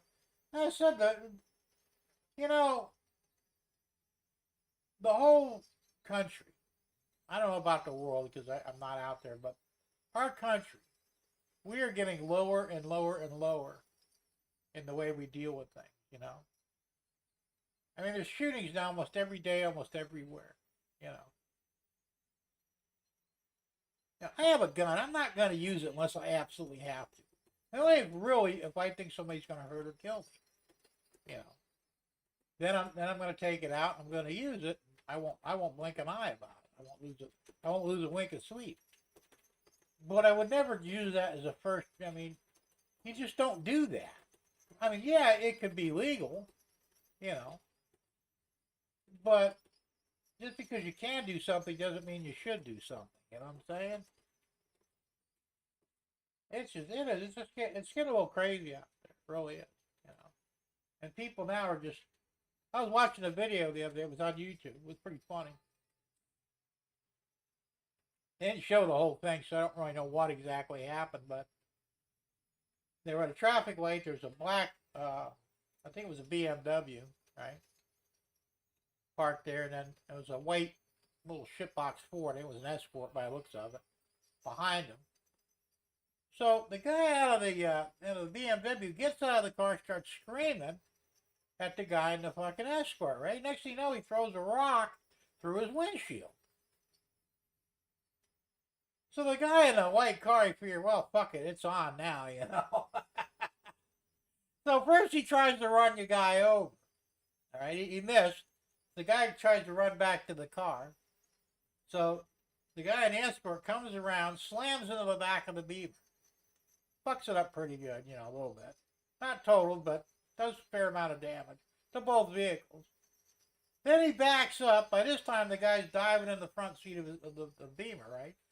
So he had the door open, so the guy in the Escort cleans his door off. I've always wanted to do that. So then he goes and pulls up and starts slamming in the back of the side of the car, right?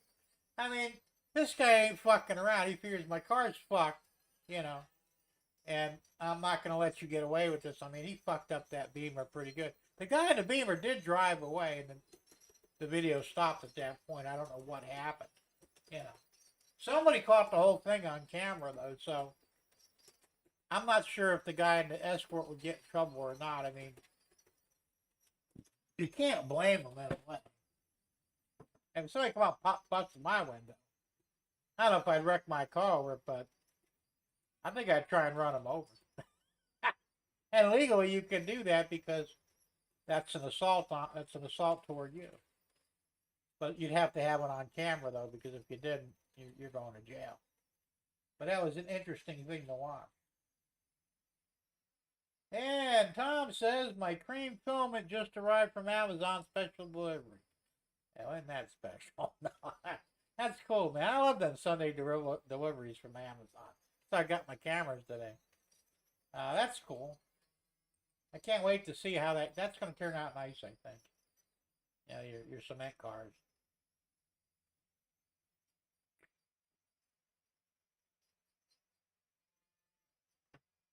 So, but like I said, people out there are getting crazy. You know, you look at somebody the wrong way, they either want to kick your ass or kill you. I mean, I don't really like carrying everywhere I go because it's a pain in the ass. I carry a 45. You know, it's an officer's model, so it's a little smaller. I think it's a 4-inch barrel on it, but still heavy. You know, I wear it in a shoulder rig, so I don't really like strapping on every time I leave the house. But it's getting to the point where you really don't have a choice. Because even here in Sebring, there are idiots out there. You know, they're just like more and more every day.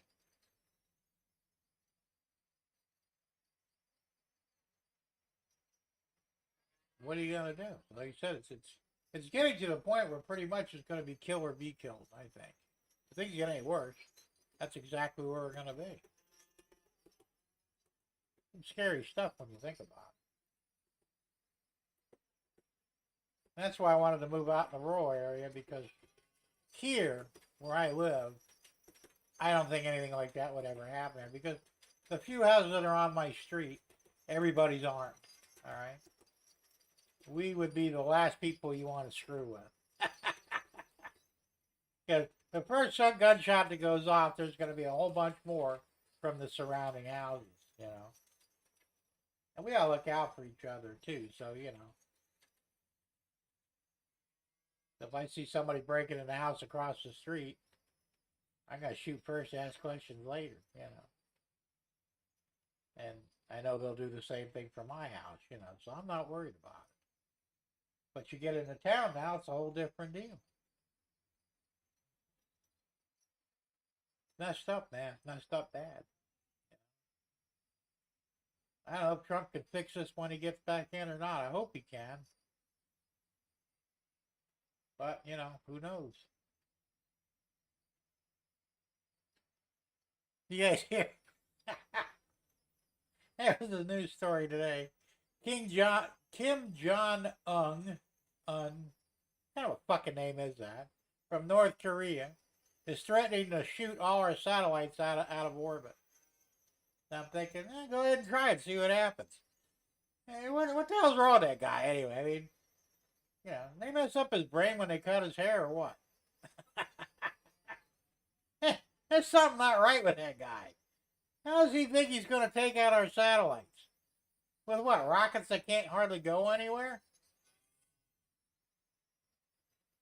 You only get to do it once, you know, and we probably level them out. We need to send a heat sinker over to his palace and say, well, you know, you took out our satellite, we're going to take out your house. What do you think?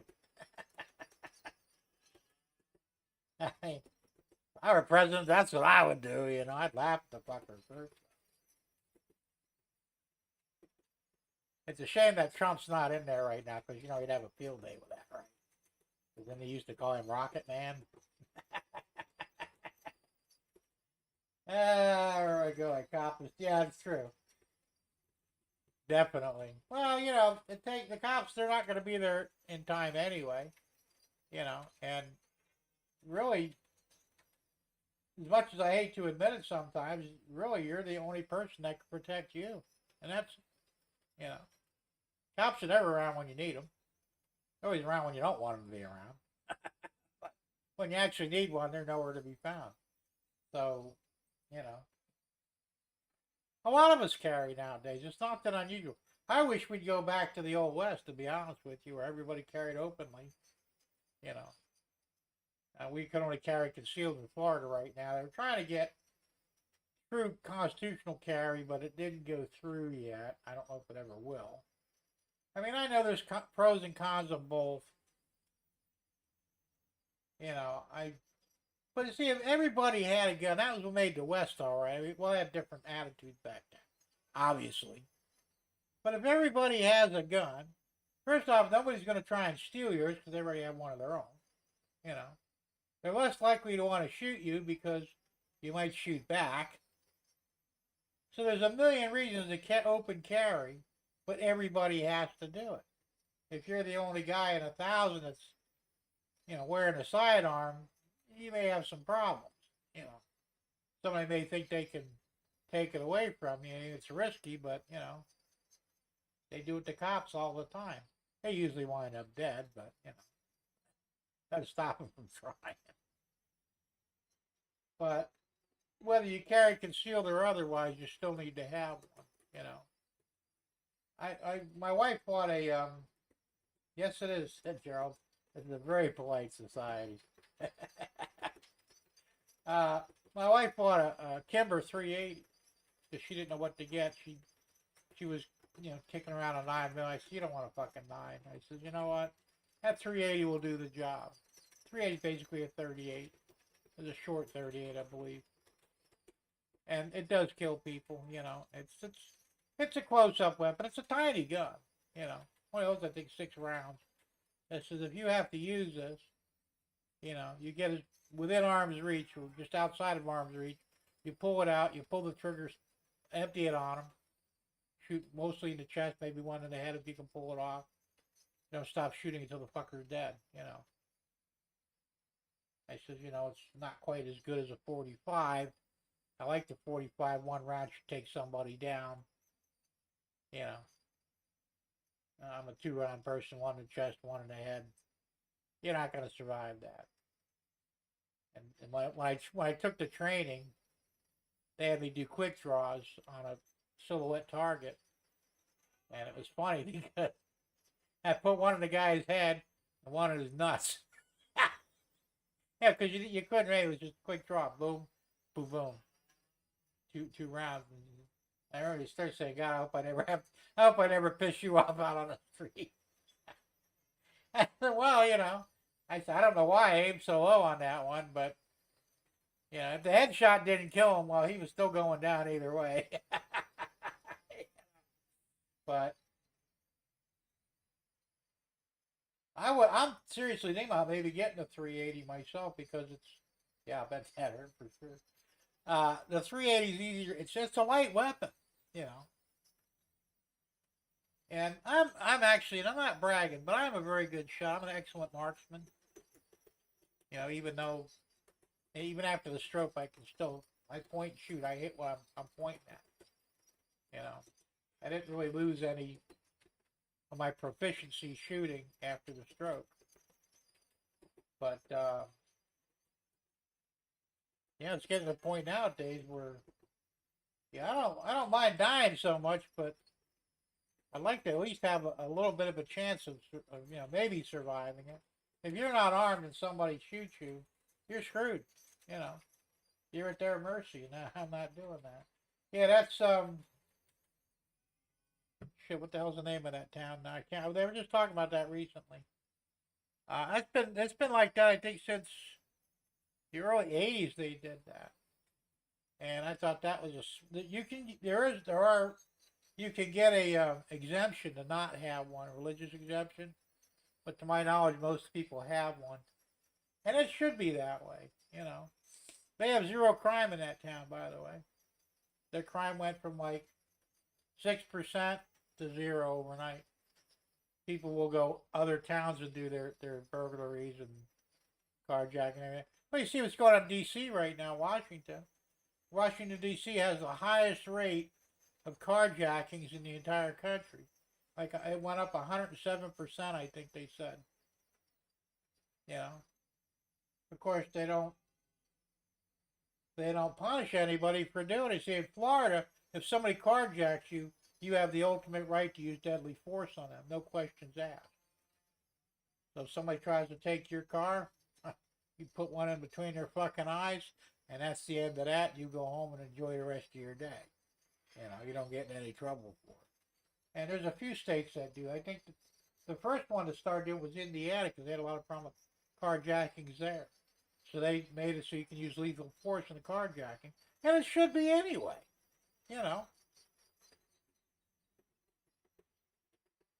I just, I see this shit going on. I'm thinking, all right, I don't have an issue with the cops at all. back the cops as much as I can. There's a few bad ones out there. They need to be dealt with. But the majority of them are pretty good. But a lot of times their hands are tied. They can't make an arrest. Even if they arrest them, the damn judges don't give real sentences. The judges are the real problems. You know. Guy does a carjacking. Well, we're going to give you a 6-month probation, $1,000 fine.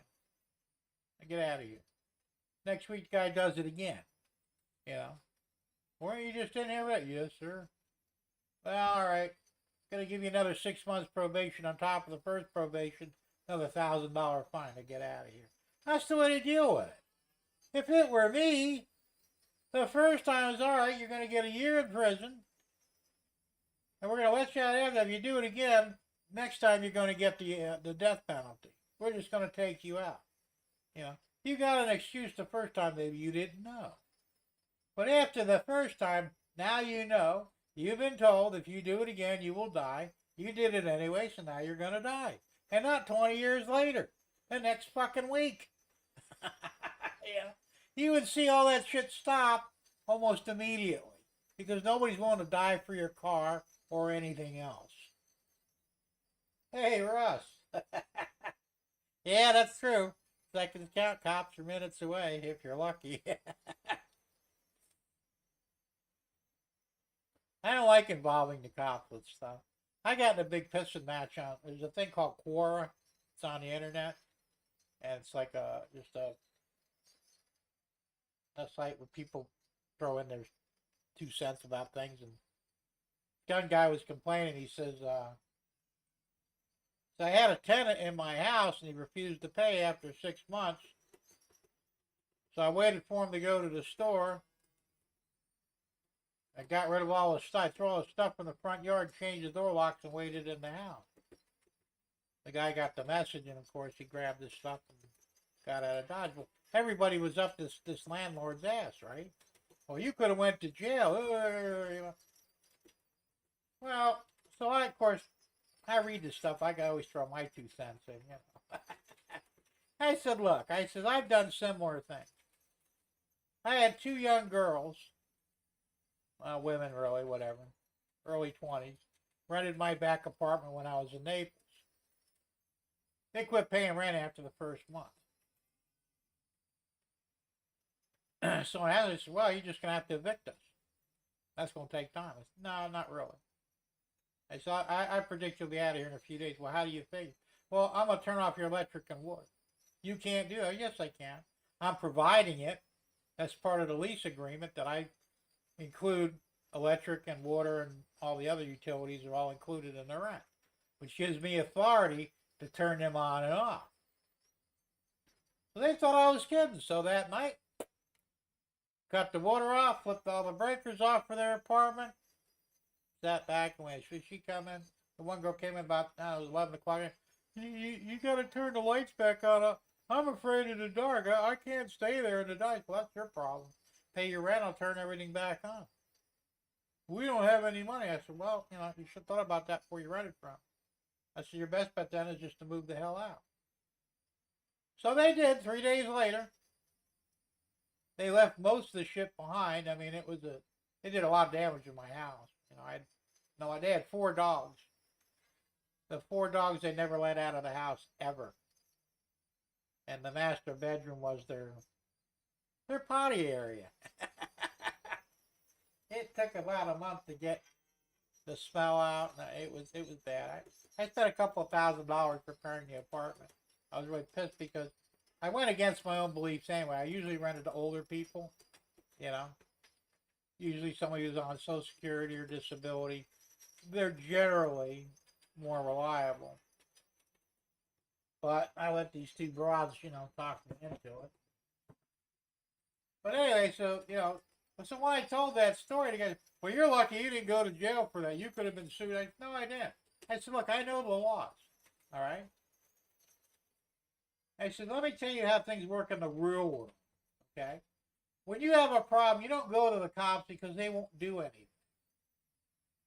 In Florida, it costs $185 to file an eviction notice.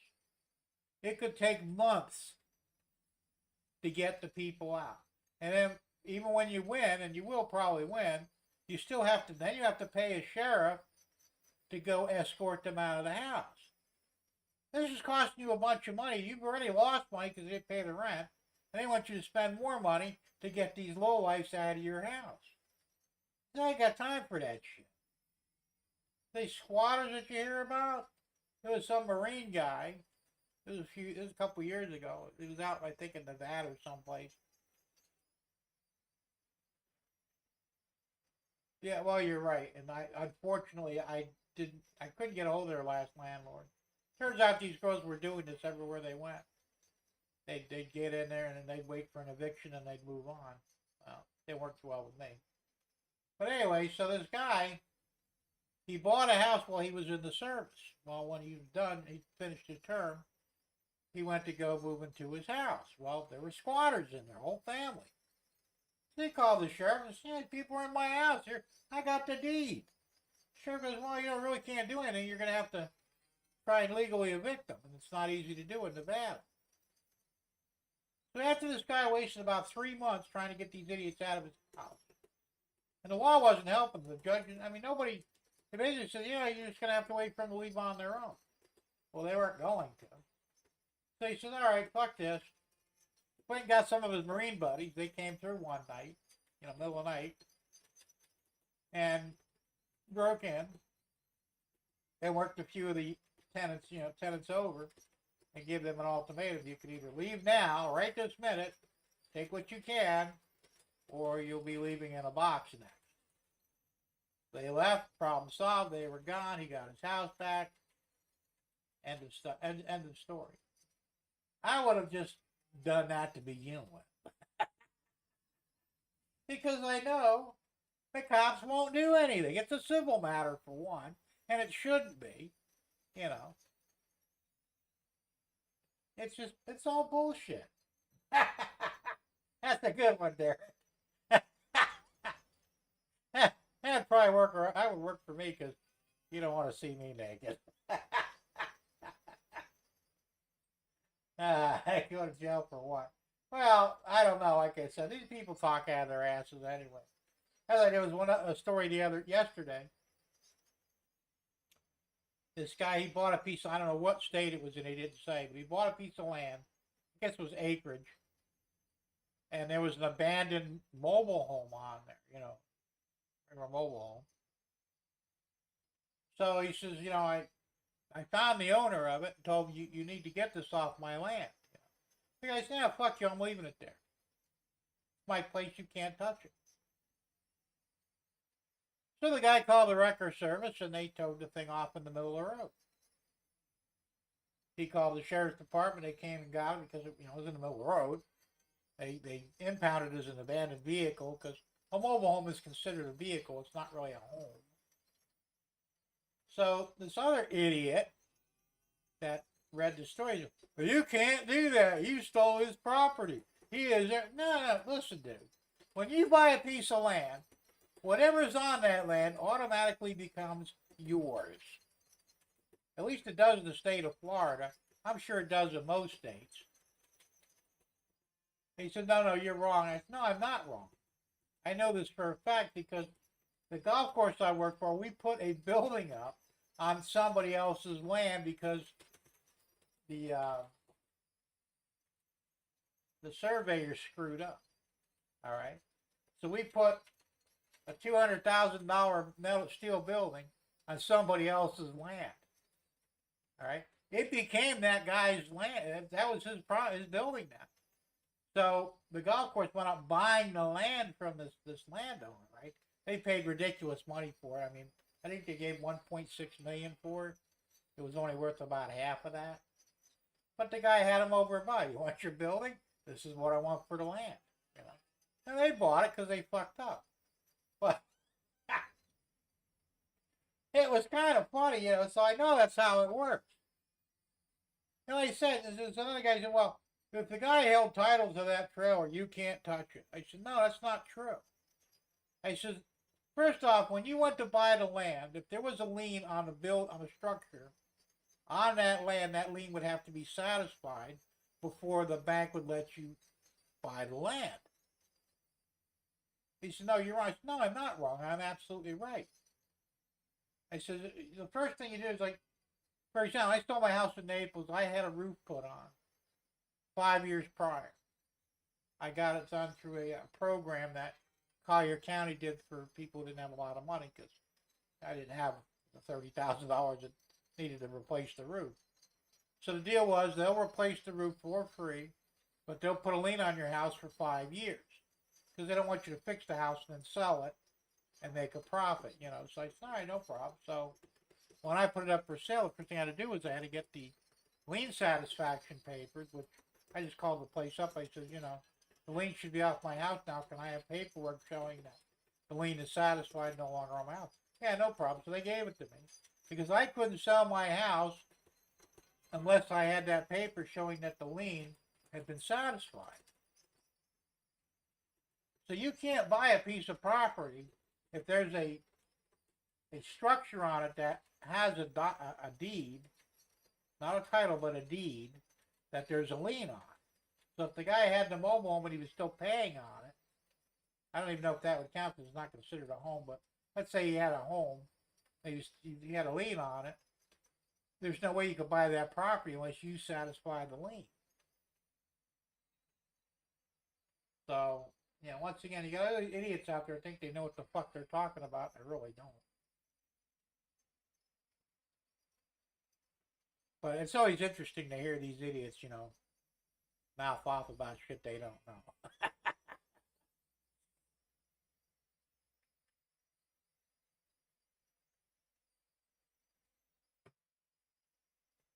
So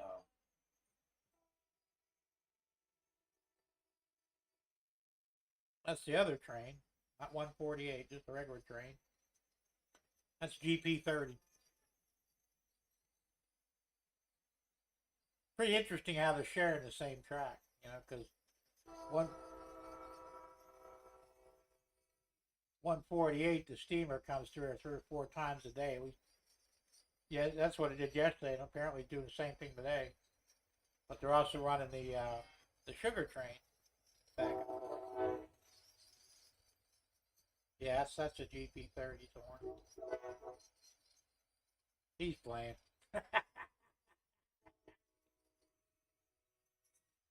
The guys get crazy with them horns, man. They said the crossing is about 800 yards past my house that way, and they'll start blowing the horn right before they get to my house. Like, really? Yeah. How do you know that on purpose? I don't care. Kind of cool, really.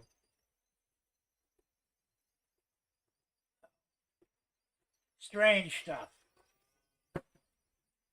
What else we got to talk about?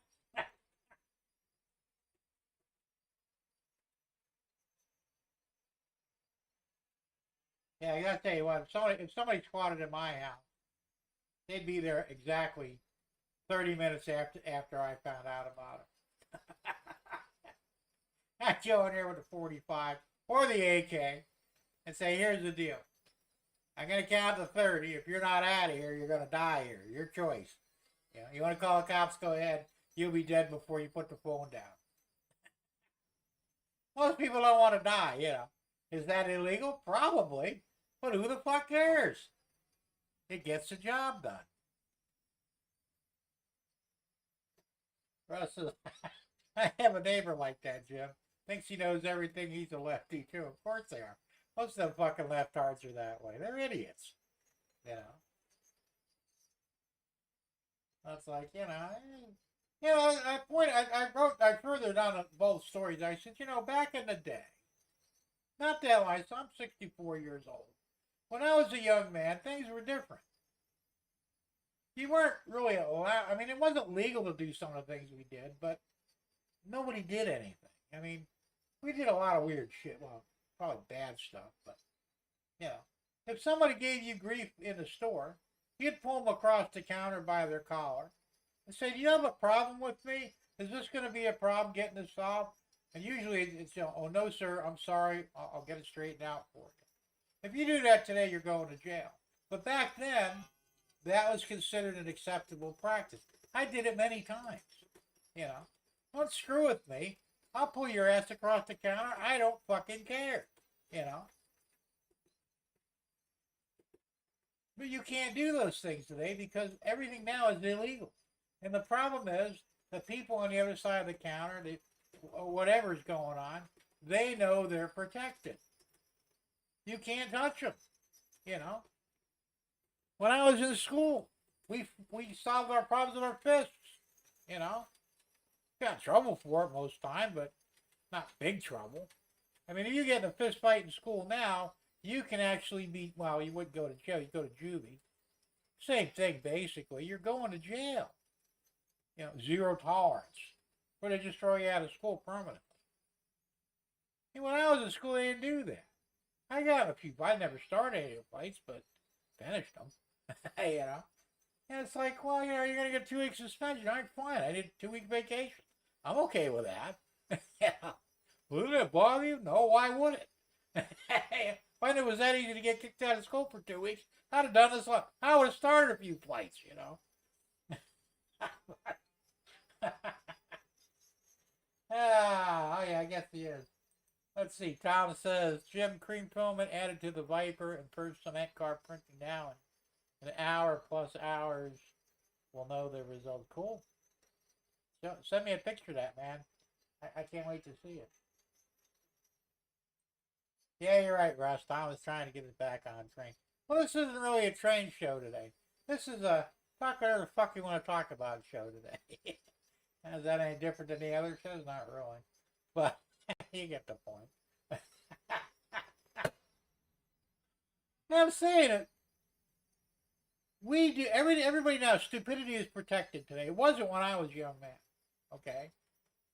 When I was a kid even, if you did something stupid, well, whatever happened, that was your fault. You know.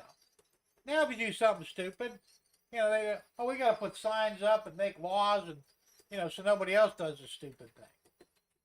Why?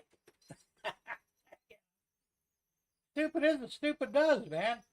That's how society cleanses itself of the stupid people. But if we keep protecting them. You guys have ever seen the movie Idiocracy? I've talked about it before. If you haven't seen it, trust me, watch it. It's on the internet. You can watch it for free. It's a comedy, but it's also almost a look into our future that's not that far down the road. Because we are, as a society, we're getting dumber by the minute. You know? And it's because we're letting stupid people survive, encouraging them to survive, and allowing them to replicate. You know? 2 stupid people will not birth an intelligent child. They just won't. It doesn't work that way. You know? Well, you're right. Hey, Rick's River Raising Trains. How's it going, Rick? You're right, Russ. The problem nowadays, kids don't know when to stop. Now they beat each other to death. And we knew when to stop, you know. You punch a guy in the nose a few times, maybe blacken his eye, okay, he's had enough. These idiots, well, let's, you know, curb stomp them. That almost always kills you. Why would you do that? You know? If you kill the person, now you're going to prison for the rest of your life. Maybe, maybe not, but there's a good probability you will. You ruined your life for what? You know? And that's why I said we should really bring back the death penalty. But not 20 years down the road. It should be immediate. You know, when we know they did it. I mean, I don't want to execute innocent people, but if you catch them in the act or they're dumb enough to admit to it, next day, get the hanging rope out.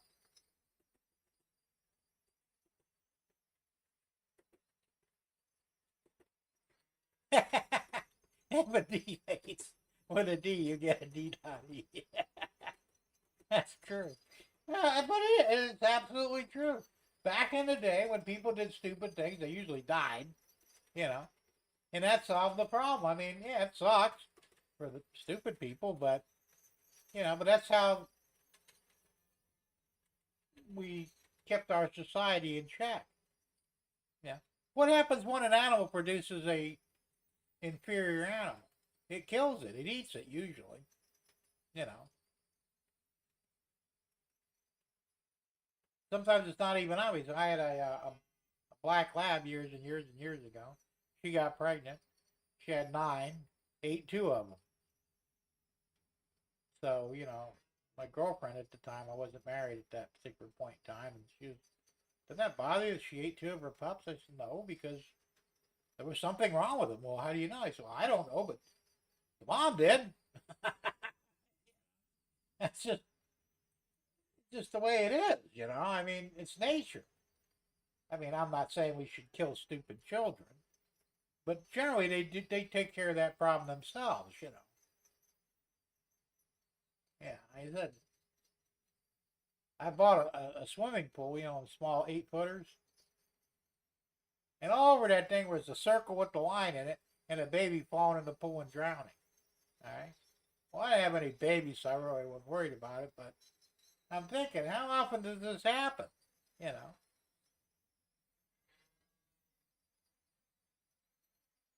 And then the real question is, well, if the baby does drown, was it the baby's fault or the parents' fault for not paying attention to their kid?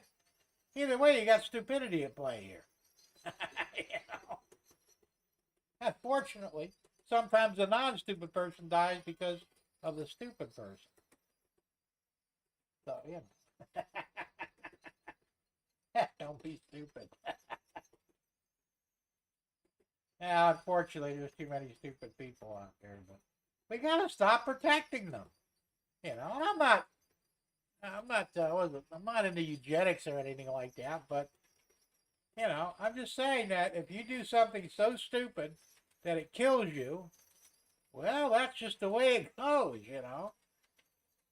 But if we keep you alive, eventually you will find somebody to mate with, probably somebody stupid too, because a smart person wouldn't necessarily hook up with a dumb one, as a rule. So then you got 2 stupid people, having sex. What are they going to turn out? A stupid baby. And if we protect that baby, it's an endless cycle. It never stops. Well, that's true. Nature is cruel, but it has to be, though. I mean, it's just the way things are. And of course, a lot of the problem today is, back in the day, probably before, well, about the time I was born, most of us were born as boomers. Our parents were smart and they were selective. My dad wouldn't marry a stupid woman. My mother wouldn't marry a stupid man. They had standards. And they were picky about who they would mate with. It's like my mother saw my dad as a strong, asserting man that, would be capable of taking care of his family and protecting them no matter what. And my dad saw my mom as, the nurturing mom that would raise the kids properly.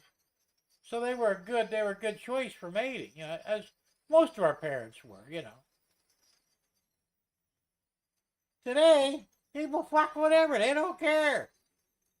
You want to fuck that stupid looking nerd? Yeah, over there, go for it. Eventually somebody's going to get knocked up, and no, there we go. Yeah, right. No knockout close relatives. There's a lot of that going around too anymore, and it's bad.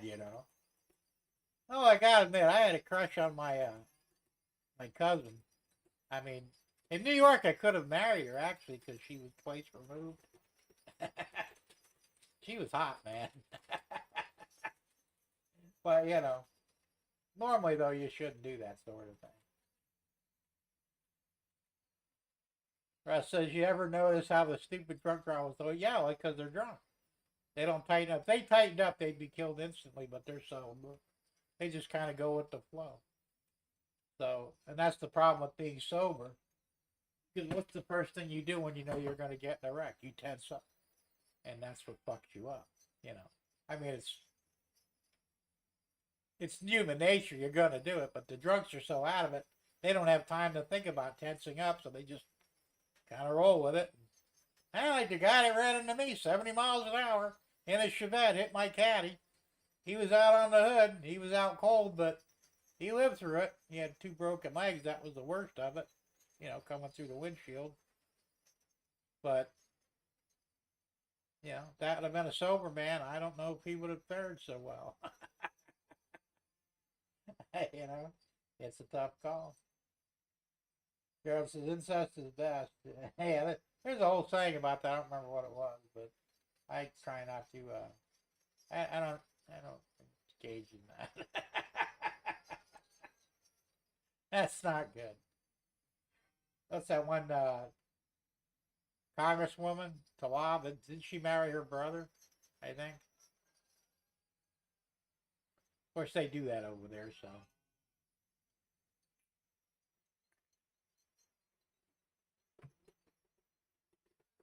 Strange stuff.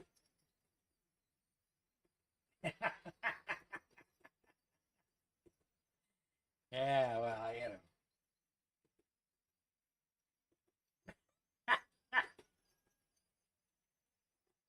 the family comes first.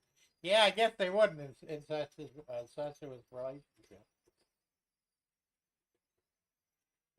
When my mom married her third husband, he was from Kentucky.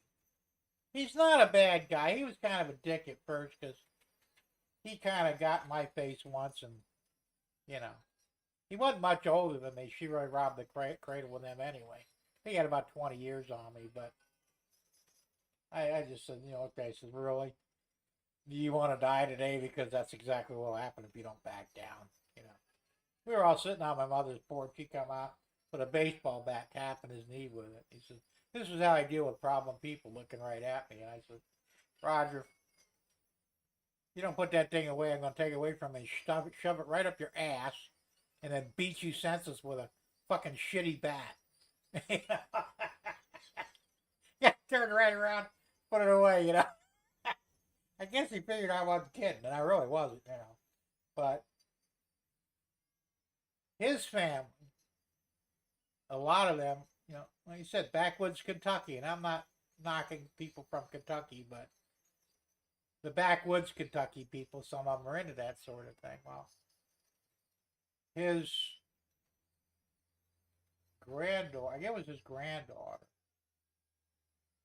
she was like the family slut, okay? And by that I mean she fucked everybody in the family. She even came up to me once, even though I wasn't related to her. I mean, it really wouldn't have been an issue, but I didn't want nothing to do with that. Yeah. Yeah. I just said, I don't think so. I mean, she wasn't that good looking anyway, but I had heard from other family members. My sister always said, yeah, she'll lay with anybody. She doesn't care. She's fucked her brothers, her dad, her grandfather, uncles. Yeah, I ain't going nowhere near that, And that's unfortunately what they do, Trade visit, Jim. I believe most of the stuff you chat about. I'm not lying. I don't exaggerate about anything I talk about, but it's interesting in its own weird way. Unfortunately, I've had I don't know if you'd call it a pleasure or not, but I run into a lot of weird people in my life. I really have, And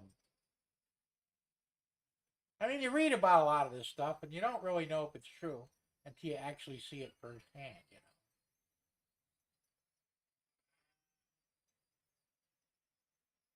It's the way it is, man. you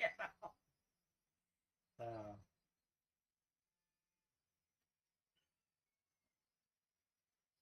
What's that? Well, we weren't related, but she didn't care. Well, I mean, we're related by marriage, so I guess, sort of. You know, she would be like, what, a cousin or something?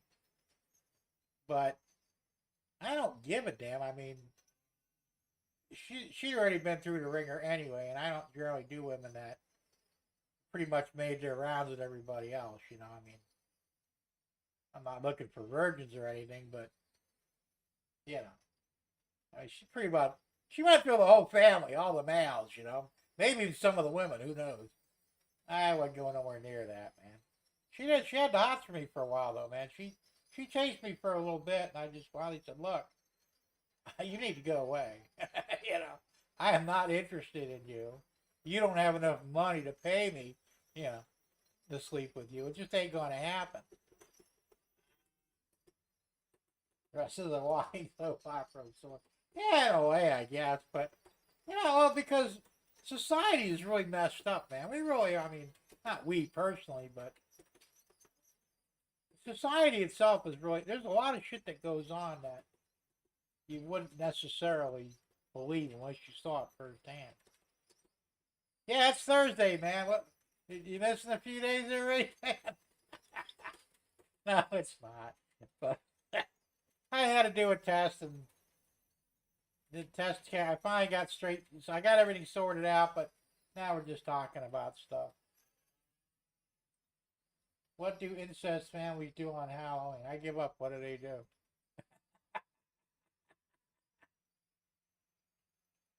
Pumpkin. Yeah, pumpkin. Okay. There you go. That's like a bad dad joke, but you know what? It's true. Yeah, Ross, this is the Sunday version. There you go. Yeah, pumpkin. I gotta remember that one. That's bad. Funny though. They do that in West Virginia a lot too. I've never met anybody from West Virginia, but I understand. But mostly in the back hills, though. I guess they don't get out much, and you know, not a lot of people to meet of the opposite sex. So, yeah, that's weird. Well, I was dating a girl when I was a teenager. Her name was Eileen, and no, she didn't. She wasn't missing a leg. But anyway, her dad would rape her every now and then. All right, and I almost beat the hell out of him once because they were living in a trailer. I went over to see her, and she says, I can't come out because I'm being punished, I said, well, where's your clothes? She said, well, I have to wash the dishes naked. And her dad's sitting right there in the living room staring at her, right? I'm thinking, that's fucking wrong, man. This is the first time, oh no, he's done it more than once. So I said, well, that's not going to happen under my watch. So I went in there, I said, old man, I said, I can kick the shit out of you real easily. He was probably in his early 70s, maybe, kind of frail. Probably would have killed him if I actually tried to fight him. And I said, if you ever do this again, I will break every fucking bone in your body. I won't kill you. You're going to live through it, but you'll never walk again. And you'll never be able to lay a hand on her again. So, he begged for, me not to hurt him. Then come to find out she had an older sister. Well, he was doing the older sister all the time. Of course, she was okay with it. And I'm thinking, what the fuck is wrong with these people, And I finally I went up breaking up with that girl after a little while because I'm thinking, this is too fucking weird, Russ says, is Comcraft messing with you again? No, it's not them so much. I'm having problems with OBS. I fired it up last Thursday, and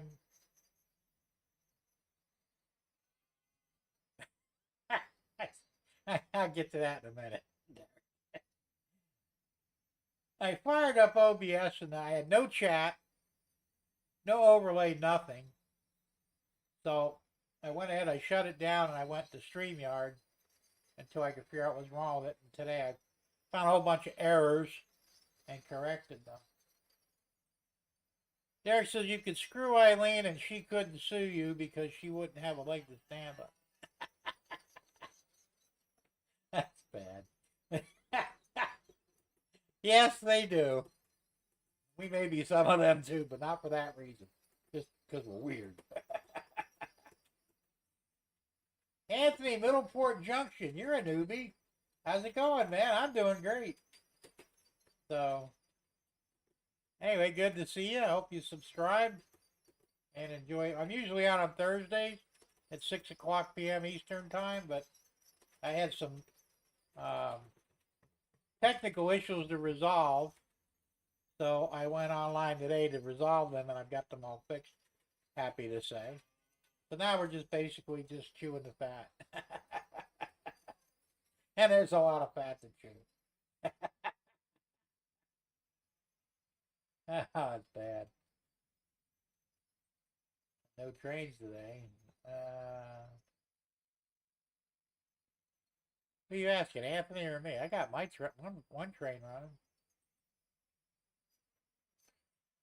So anyway, yeah, it's like I said, the world is getting weirder and weirder. Unfortunately, it's like everything that used to be good and right is not any longer. I mean, us older guys, we still got it together, but the young people and the rest of the idiots out there, there may not be any hope for them. Am I censoring you? No. Why would I censor you? How would I censor you?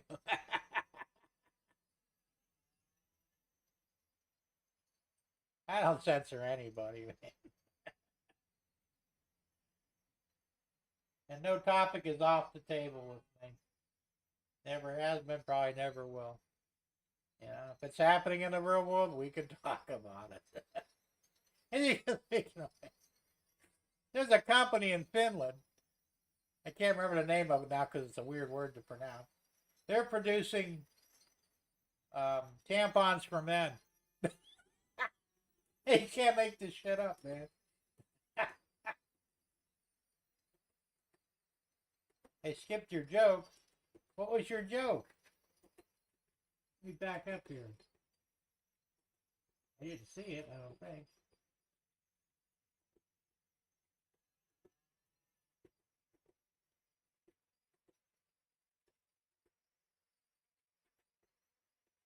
No, the last thing you said was don't knock up close relatives. Of course, it may not have showed up. I don't know why. Should have though. Sorry about that. Thomas says now working on NCEAR10 need to move the DCC connection to its own bus line. Had it under another bus line. It has circuit breaker. The AR10 has its own built-in circuit breaker. Okay, that was a mouthful. That's cool.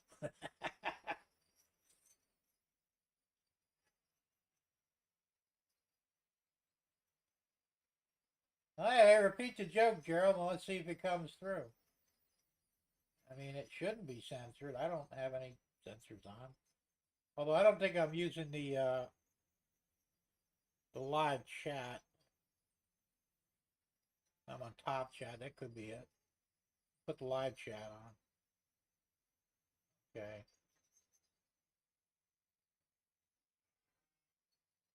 See if that makes a difference.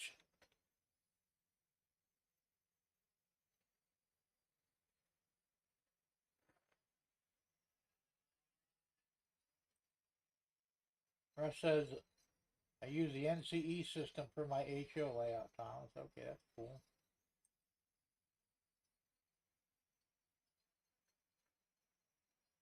So, so anyway, as I was saying, this company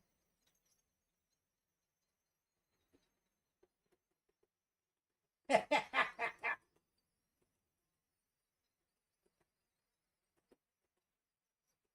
see this incest, it takes the Y out of analysis. Yeah, it does.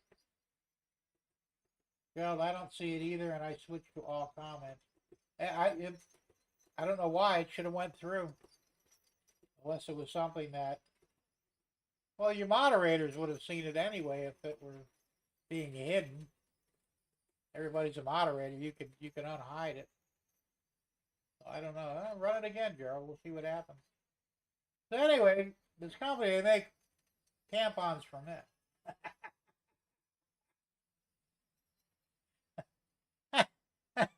Trying to think of where would a man put a tampon? I mean, there's only a couple of places, None of them be the proper place. Yeah, I actually read it first. It says it's for women pretending to be men, so they still have a place to put it proper. But rather than just admitting that they're not really men, this company is making a. Yeah, well, that's what I would have thought, Tom. Up his ass or in his nose, one or the other. you know. But apparently, it's for women pretending to be men.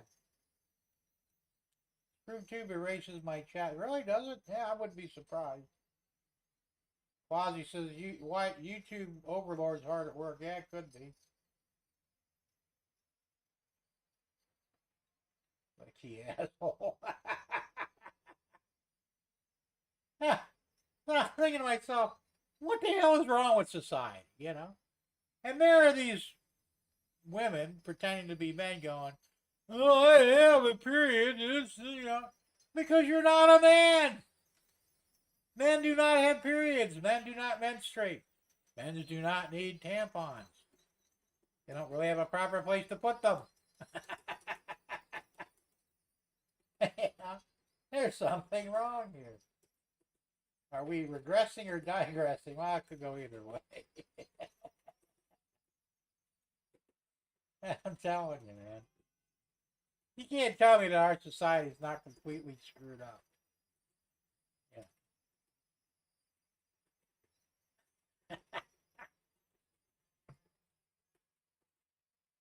There we go. A redneck gets back from his honeymoon. A friend asks him how it went. He says, I had to shoot her. I found out she was a virgin. Okay, I don't get it. Oh, okay. There's the rest of it. If she isn't good enough for her family, she ain't good enough for mine. Now it makes sense. There you go. That's funny. Probably true, too.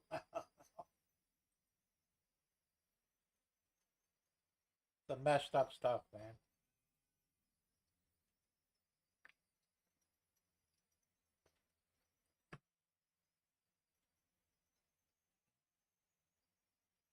I just read, too, that China's going to start turning out robots in 2025.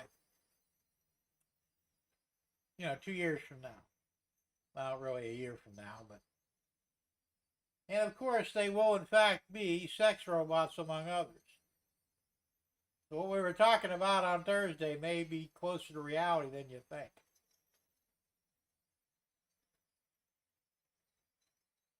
And that's messed up. Will a female robot need a tampon? Hard telling.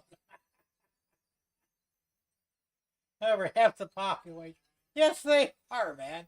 We know which half, right? The left half? Yeah, the right half, we seem to have a grip on what's going on in most cases.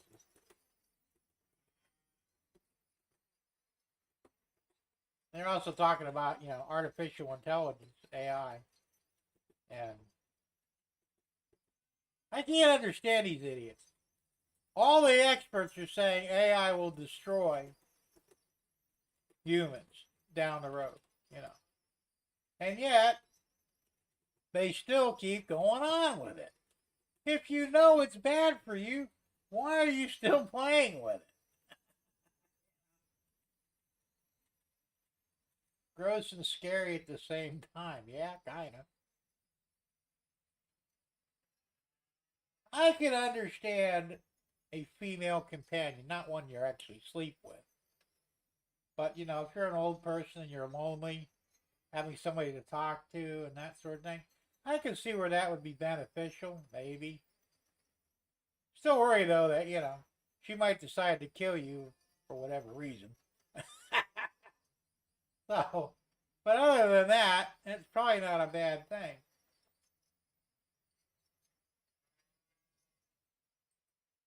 Yes, the lefty lunatics would also, yeah, of course, the climate mafia.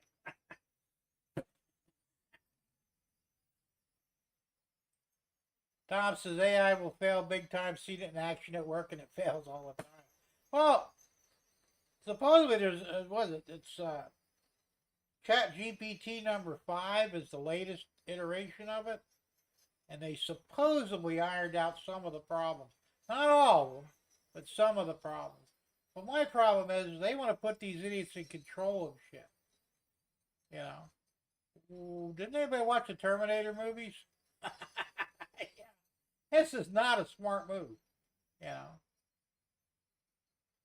And they say that they're making a lot of mistakes in a lot of things, the AI is. Um, Giving bad information. I guess Chat GPT just did a recreation of President Obama, except that he was white, because they said that Chat GPT didn't have enough information to make Obama black. Well, what the fuck? Oh, here you go. I asked it to explain the meaning of life, and it waited for about 10 minutes and replied back, sorry, cannot. Well, nobody knows that. Well, actually, the meaning of life, of course, is 42. And if you're knowledgeable about the movie I'm referring to, you would understand that answer. But that was the ultimate meaning of life, was 42. And for those who are not aware, the movie was A Hitchhiker's Guide to the Galaxy.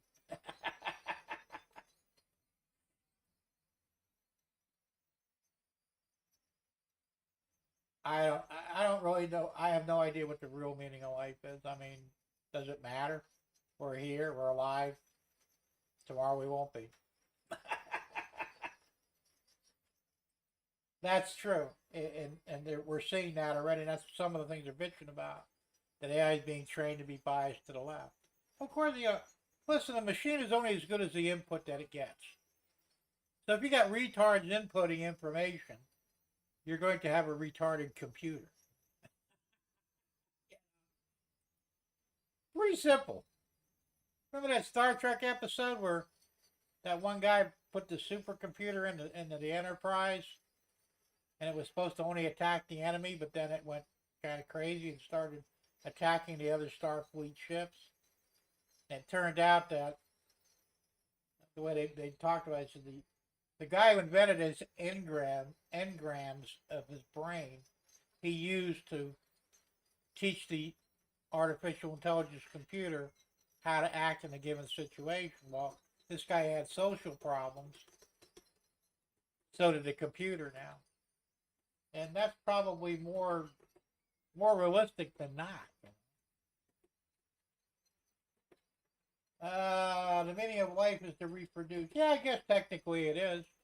Carry on the race, right? Or carry on the bloodline. Makes sense.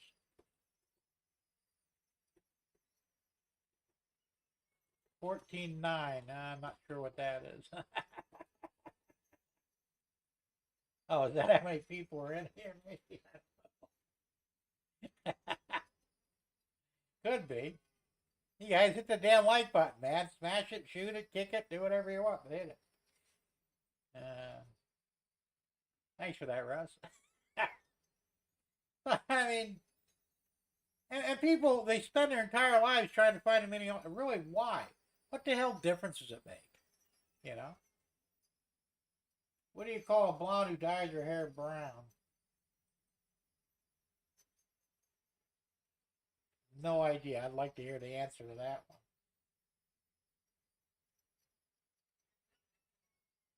Artificial intelligence. Yeah, well, I was blonde, probably. Looks like the likes jumped up. Thank you much. Thanks for that, Ross. Gerald says, all life forms' goal is to... That's true.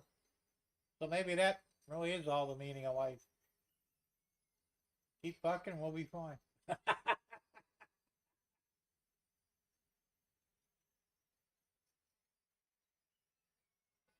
It's, like I said, I wouldn't make an issue. I mean, I can think of more important questions to ask rather than what the meaning of life is. Like I said, we already established it's 42 anyway, so,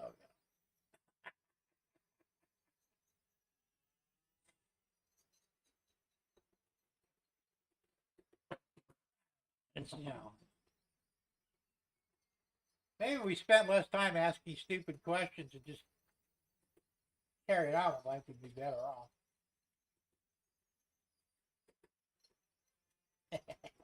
Anthony liked that one, Claudia. Pretty good.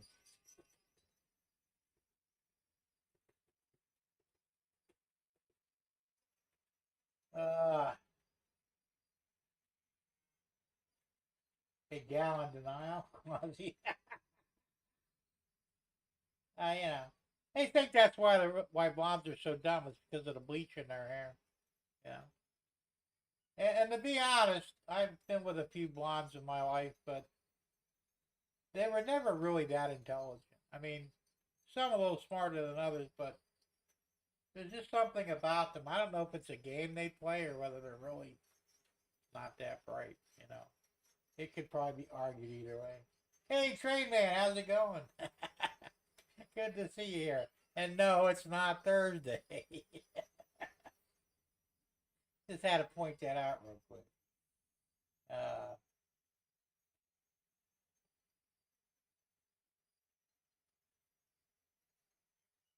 I've always preferred brunettes over blondes anyway, but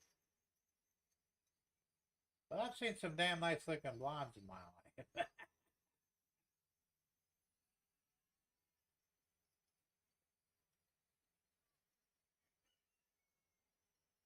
So what else are we going to talk about now? I think we run the gamut on the crazy people.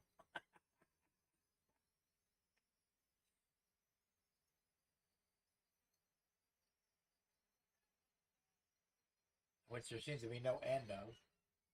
Awkward. Yeah, Russ, it could be.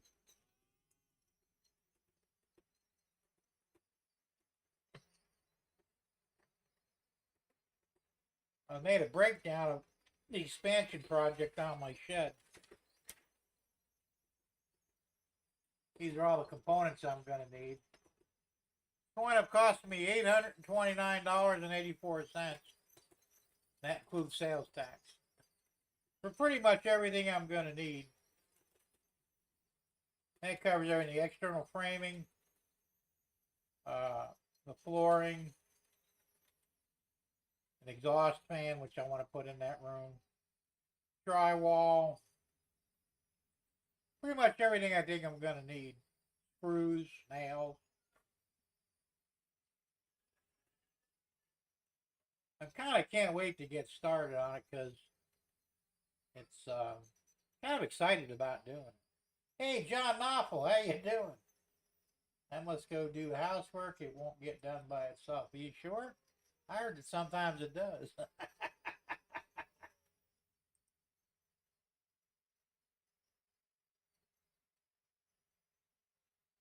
Oh, I hear one of them dogs is howling out there. What sort of foundation?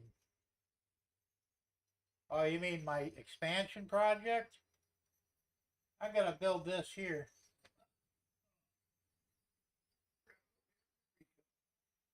I got a mock-up I printed. This is the framework. It's gonna be a 6 foot by 10 foot, like a tip out, that I'm gonna add on the side of the shed. And this is gonna be the room for all my printing stuff. Gotta put 3 printers in there, the sink, the bench work. So I can do all my printing in there, have it well ventilated and stuff. Because I'm running out of room in here, the main area. So I'm going to put a doorway in. Well, you can't really see it too well. Right over there, I'm going to put a 32-inch or a 30-inch door in. Or a doorway, anyway. I think it'd be a door, but it'd be an opening. And have a little room in there so I can move all my printers and stuff in there, and it'll give me room there. And then I could take probably a similar bench like this, move it over, and I'll have a nice work area if I want to do any, rebuilding or revamping on the train car or anything else. Right now, I really don't have a good place to work, and that's not good. So back over there. So that's the plan. I plan on starting it in January, hopefully. Possibly February at the latest, but I really want to start in January. Yeah, pretty much, Quasi. It's,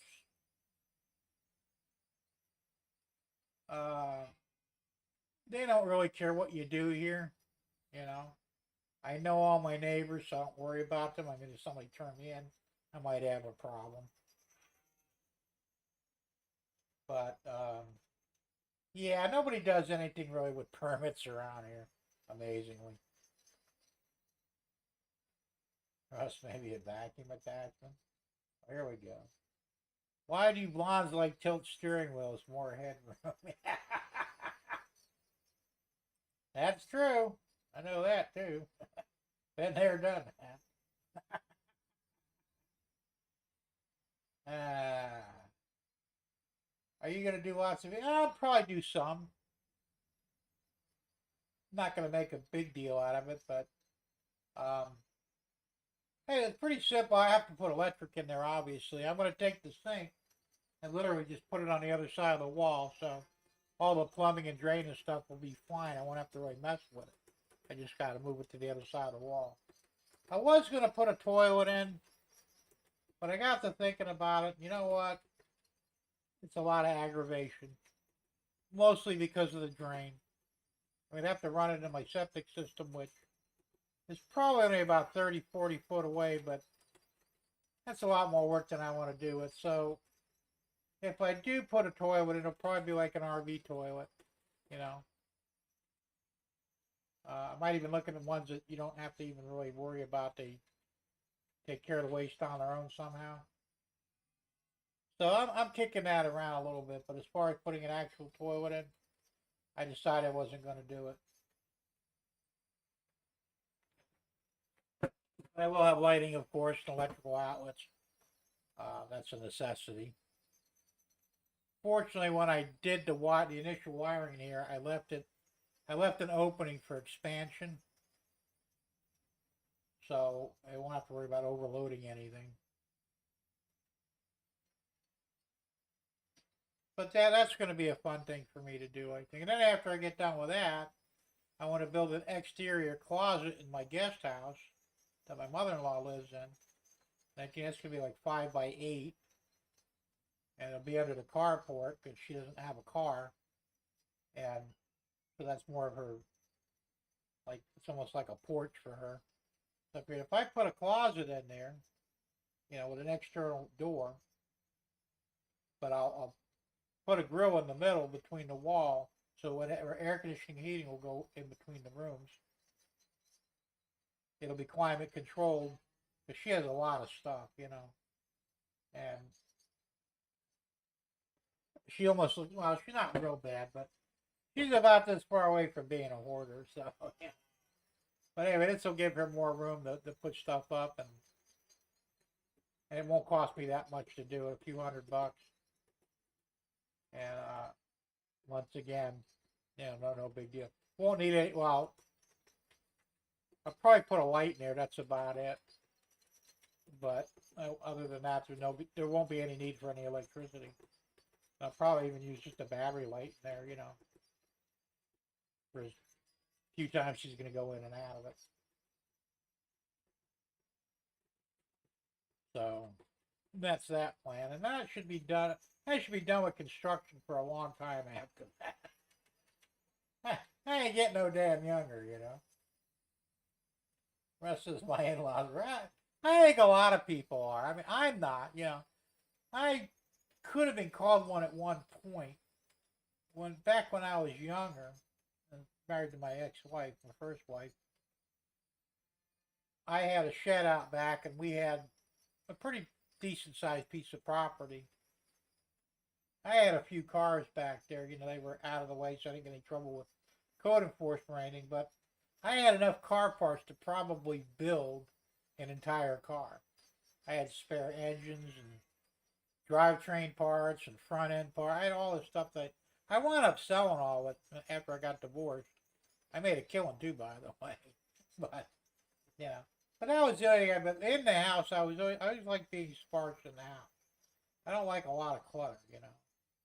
And unfortunately, my wife now, she doesn't think that there should be an empty spot on the floor, like against the wall, you know.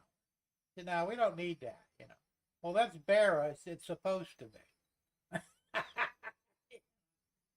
But she's better than she used to be. She used to be real bad with that stuff. Yeah, that's true, Russ. A lot of people that were born during the Depression, they do tend to hoard things. My mother-in-law's. My mother-in-law was born in 40. It was afterwards, but her family, they probably hoarded because, you know, and if you're, especially if you're poor growing up, I think it's they just want to have stuff, you know. Hey, I'm not like that. I have a rule. If anything I have, if I don't use it 6 months, out it goes, you know. I've made a few mistakes sometimes throwing something away that I actually did need down the road, but mostly, if I don't have a use for it within 6 months, I don't have time to screw with it, you know. So I've really thinned my stuff down a lot. They could sell the stuff if they needed. Well, that's true. You know, I knew an actual hoarder. When I was a mechanic, before I started my own shop, my boss I went to work for, he's a mechanic. His wife was a hoarder. He came up there and she found I was a painter before I got back into cars, you know, so I said, yeah, I can paint. And, model rate, yeah, I know, we don't. He said, well, go over to the house. He said, give me an idea, give me a price what paint the inside of the house. All right. So I go over there. I'd never been to his house before, right? It wasn't very big, but there were literally walkways. She had stuff piled to the ceiling. All brand new stuff. Like in the one closet, there must have been 1,000 Bic lighters still in the packages. So, you know, I took a quick look around. I said, all right, let's see what I need to see. So I went back. I said, ain't no way I could paint that place. Why not? I said, well, because it would take a month to move everything out. What the hell's wrong with you or your wife, man? Why you got all that crap in there? Oh, yeah, the wife's a hoarder. Well, how do you figure out? You can't even see the walls to paint them. How do you know they need to be painted? Oh, they didn't even trust me. I said, well, I can't do it, man, you know. So, it was weird. But if you sent her to the store to get something, she would come back with 10 times what you needed, you know. Like if you sent her to the store for like a paintbrush, she'd come back with 12 of them. She had some problems, you know. She went to prison for it too. I guess there at the end, my boss, he was a crackhead, you know, which I didn't know when I first worked for him, but I'd come to work, he'd be underneath the car, snoring, you know. And it's like, what the fuck's wrong with Mike, you know? He said, the other guy worked with me, and he said, oh, he's out again. I said, what do you mean he's out again? You know, he's cracking it up. And, really? You know, he's supposed to make any money if he's cracked out all day long. Anyway, the owner of the building found out about it and tossed him. Broke the lease right on the spot, said you got 24 hours to get your shit out of my building. So he did, you know, and then the boss man looked at me, the owner, he said, you want it? I said, want what? You want the business? I said, I guess. Next thing you know, I'm running my own shop. But, yeah, it was weird though, but that was the closest I ever came to an actual hoarder.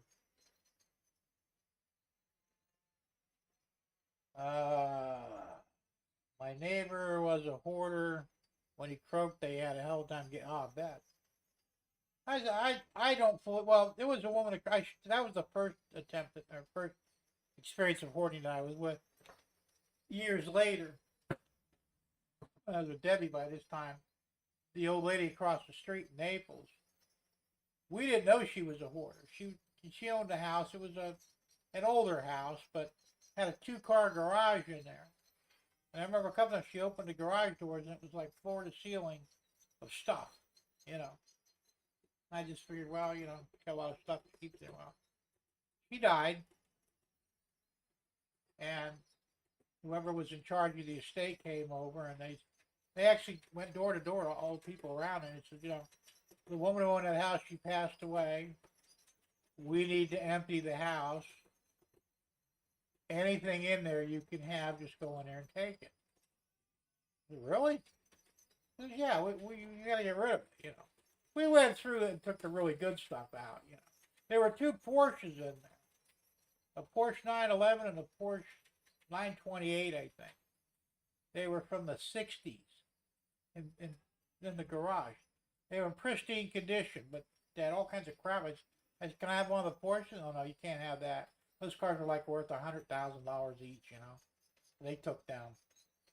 But everything else in the house was up for grabs. So me and Deb were one of the first ones to go in there. We walked out there with a lot of good shit, man. But it was like it was walkways, stuff piled to the ceiling. Just everything in it. We got a sewing machine. I got a bunch of. She bought locks, the fancy lever locks, put in houses, the door handles. There was a dozen of those. I took those because they were nice. They were gold plated, not real gold, but you know.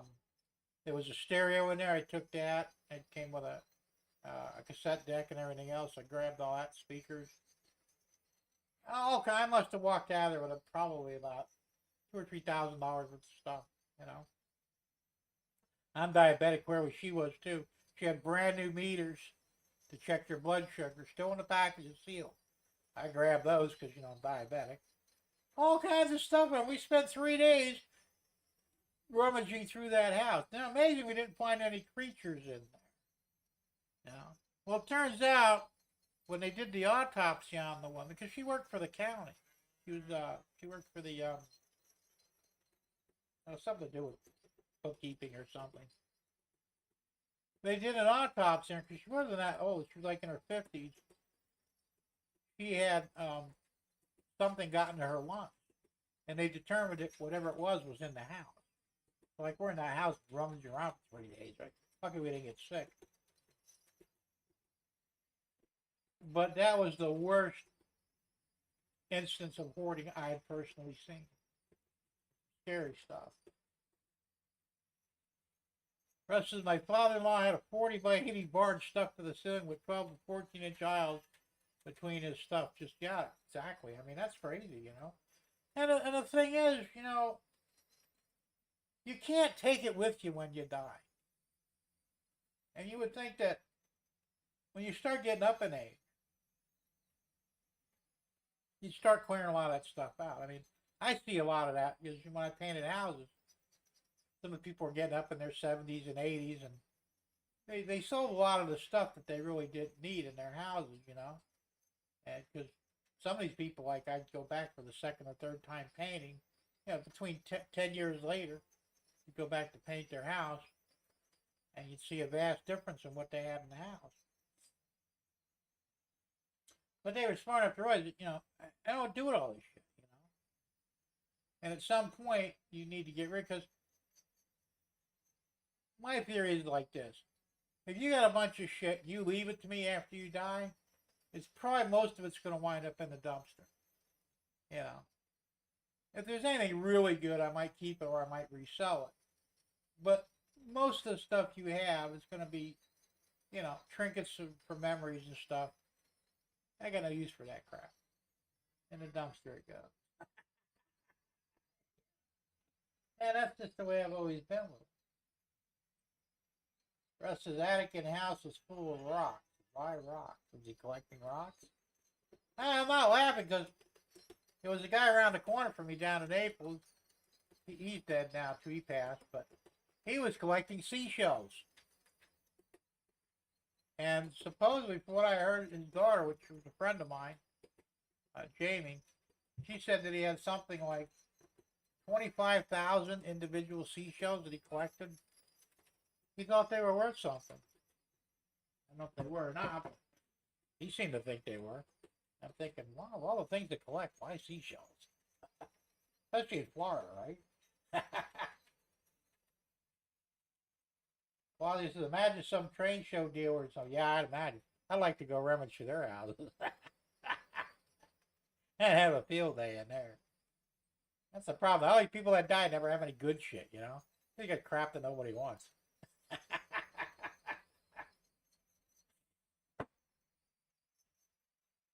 Russ says, I have purged my own possessions several times. Well, me too. You know, like I said, I just got to a point where do I really need this stuff, you know? And, you know, the nice thing is now I have room for a lot of this stuff. I still got rid of it, but I get rid of stuff before I got the room, because like the house I'm in now, I have a 2-car garage. I have plenty of storage in the house, lots of big closets, you know. Um, I have a utility shed outside. It's 8 by 12, I think, 8 by 10 or 8 by 12. Got lots of room for stuff. I got rid of most of it. Yeah, but like I said, you get to a point where it's like, what am I going to do with this stuff? Am I ever going to use it? You know, I mean, if it has value, I'll sell it, obviously, but a lot of the stuff that we collect has no real value. My wife's got a whole bunch of stuff. She wants to have a garage sale here pretty soon. So her mother and her daughter started looking into some of their, their stuff, and mostly clothes. I said, you don't waste your time on a garage sale trying to sell clothes. You know, I'm going to give you a nickel for them, maybe a quarter. You know, the people here are really cheap. I just donate them to, yeah, to one of the charity places and be done with it, you know. So her spare room, her playroom, is full of boxes full of clothes and other trinkets that really have no real value. You know, I'm thinking, why do you want to fool around with this shit, you know? Is there anything you got that's actually worth something? Nobody here is going to give you anything for it, because people here are like, just poor, cheap, or something. Put it online, eBay or that other place that they sell stuff on I can't think of. You get a better chance of selling that stuff for what it might be worth, you know, online than you're going to sell here locally. If you have something here, say it's worth $25 and you want $20 for it, somebody here will offer you $1 for it. You know, Macari, that was put it on Macari. Somebody will give you $20 for it. Or eBay, someone will give you $20 for it. You know. So I don't know. They've been talking about this garage show for about 8 months now. It still hasn't happened. I'm not convinced that it will. Russ says I update my power and hand tools occasionally too. That well, I did sell a lot of my tools, my hand tools after I had the stroke and I had to retire because I figured I couldn't use them. I had almost $70,000 worth of Snap-on tools. And a lot of the stuff was for heavy equipment. Like I had the big blue air impact. It was a $600 impact. I sold it for $4 because it wasn't that old. I mean, I got a lot of use out of it, but stuff like that I knew I'd never be able to use anymore, so I sold it. I kept the basic stuff for myself, things that I would need. Power tools. If a power tool goes bad and I can't fix it, in the garbage it goes. But generally my power tools are all in good shape, and so I hang on to them. Yeah, that's true. I made that mistake once. The first SKS I bought, I paid $100 for it, surplus. But it was a good deal. And I was having some money issues at that point. My son just turned 3 years old. And I literally had no money to buy him a birthday present, so I pawned the gun. And of course, I didn't have the money to get it back. I only got $60 for it. But at least I had enough to buy him a decent birthday present. But that was the first and last time I pawned a gun. Because when I went to buy another one, I couldn't find anything under $225. They jumped up in price, So I don't sell or get rid of my guns at all. Rich River says I tried to give away a Craftsman radio arm saw and never could find any takers. That's a tough tool to give away. Or not necessarily give away, but sell or give away. It doesn't matter. A lot of people are afraid of those things. I've used them before. I know you got to be careful with them. I had a shop teacher in high school. He was demonstrating how not to use one. Got his hand from here to his wrist. That fast. Right in front of us. The dude. You better go to the hospital. Yeah, I know, I cut myself, but he didn't freak out or anything. It was really cool. Yeah, he was really, yeah, but he was already missing a few fingers and stuff. Anyways, he was old hat for him. You know, I use power tools. I don't care what it is. I'm very, very careful with them.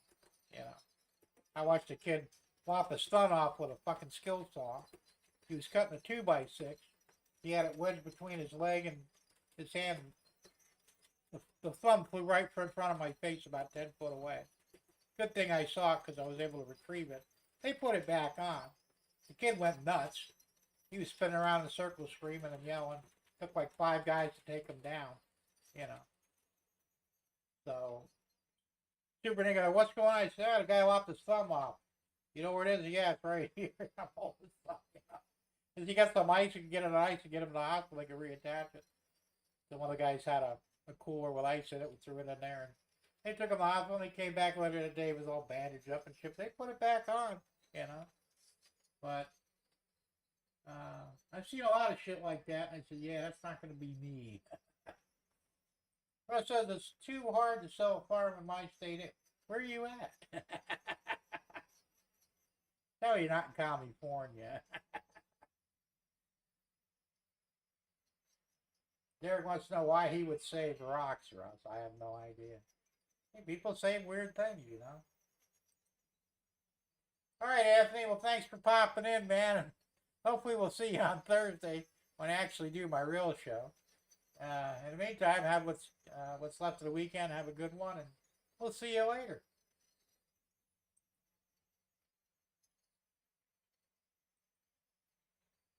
The rest is rock collector, agates, obsidian. Oh, so he was basically not just dumb rocks, but like mineral rocks and stuff. Okay, that makes sense.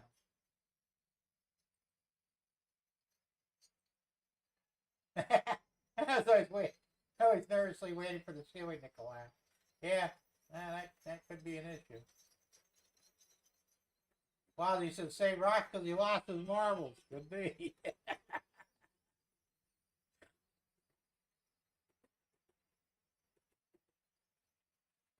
You never know about those marbles.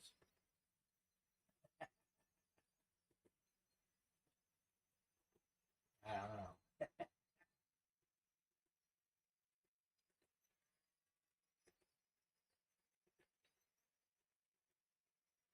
I've sold a few guns in the past. I bought a 45. It was a Taurus.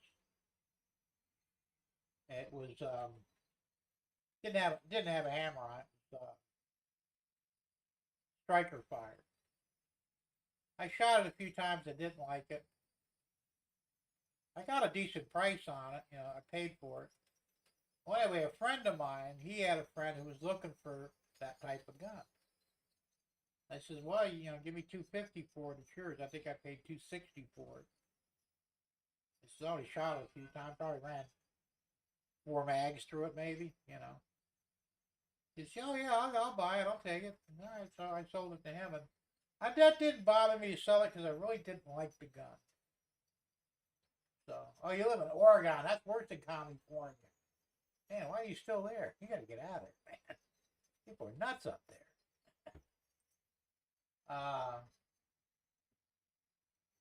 So that and the SK, well, the SKS I pawned and the 45 I sold. That's the only 2 guns I actually willingly let go of. I have a 22. That's a throwaway. You know what I'm talking about. It's not operational. It's not worth fixing, but it would come in handy under the right circumstances.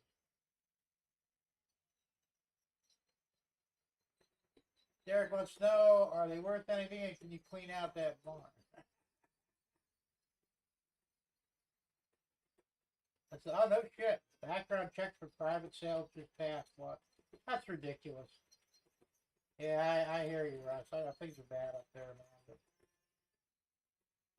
it's a shame that they let it get, you know, the government up there just got stupid. It will correct itself at some point.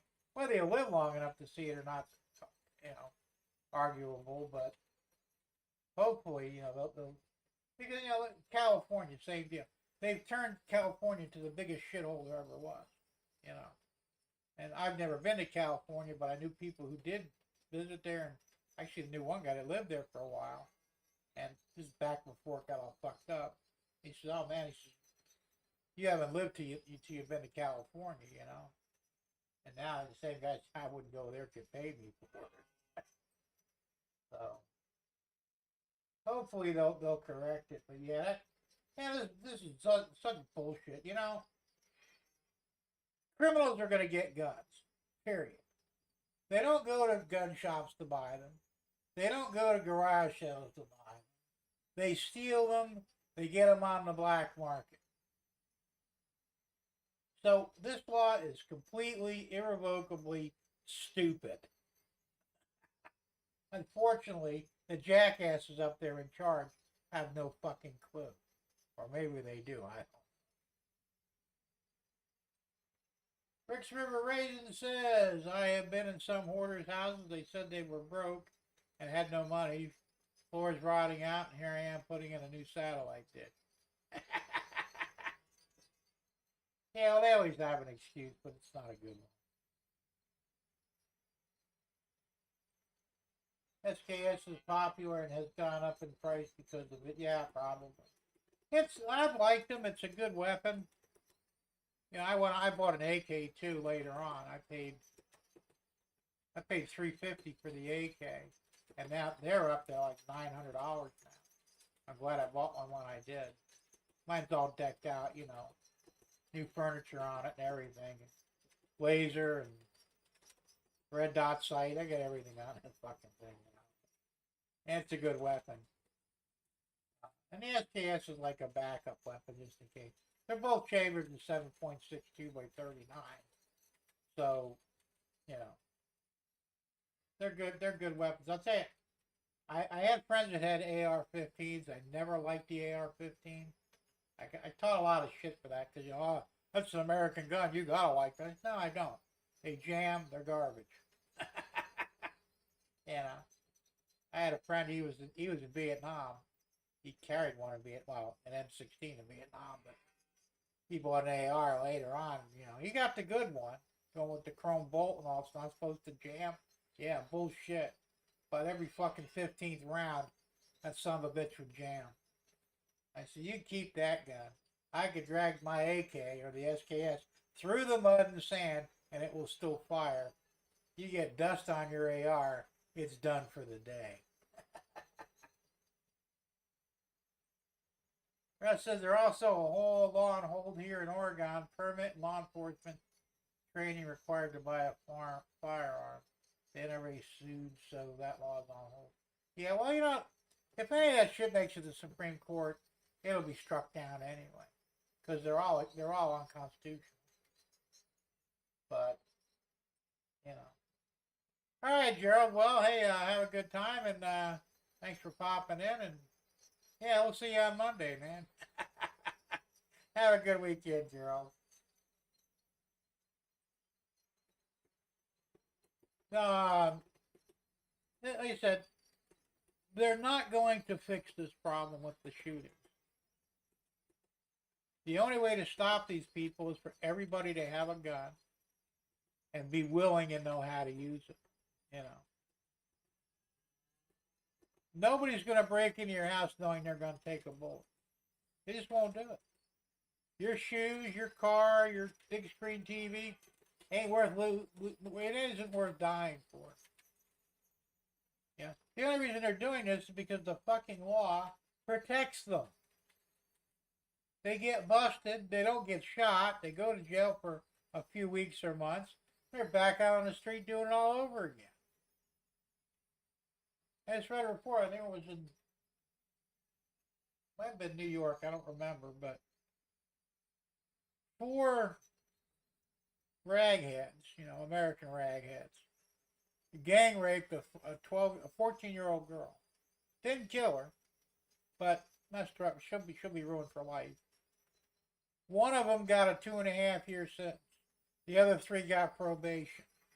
Excuse me. If I was that girl's father, I'd hunt the son of a bitches down and kill them as slowly as I could. Maybe starting with the toes and working my way up. Hopefully somebody will take them out, but what the fuck is wrong with the judges? Really? 4 guys gang rape a woman for 2.5 hours. She's scarred for life now. She'll never be right again. And only one gets a 2.5-year life prison sentence, and the other 3 get probation. There's something wrong here, man. That's why crime is where it's at. Yeah, you're right, Derek. Because New York, they're stubborn. And that fucking bitch that's run the governor, what the hell is her name again? I forgot. But she needs to be executed. Charged with treason and executed, hung by rope. Yeah. They all do. They made plastic and cardboard cartridges for the M16. Really? Oh, hey, Martin, how's it going? I wasn't aware of that. We also had red flag laws here for almost 10 years. They can take your gun away. Yeah, I know, which is also, that's not right either. I know they do it, but it's bullshit. And they'll never have the numbers to pull off millions of confiscations. Of course not. Big Jim, that's why they don't want. Yeah, of course, because, well, I've said this years ago. I don't know if you guys remember the New York subway guy. What the hell was his name? I can't remember now, but a long time ago, back in the early 80s. 4 black kids tried to rob him. One pulled the screwdriver on him. Well, he pulled out his handy pistol and shot all 4 of them. I think one died, one was crippled, and the other 2 they survived it. Bernard Getz, that's who it was, the white guy.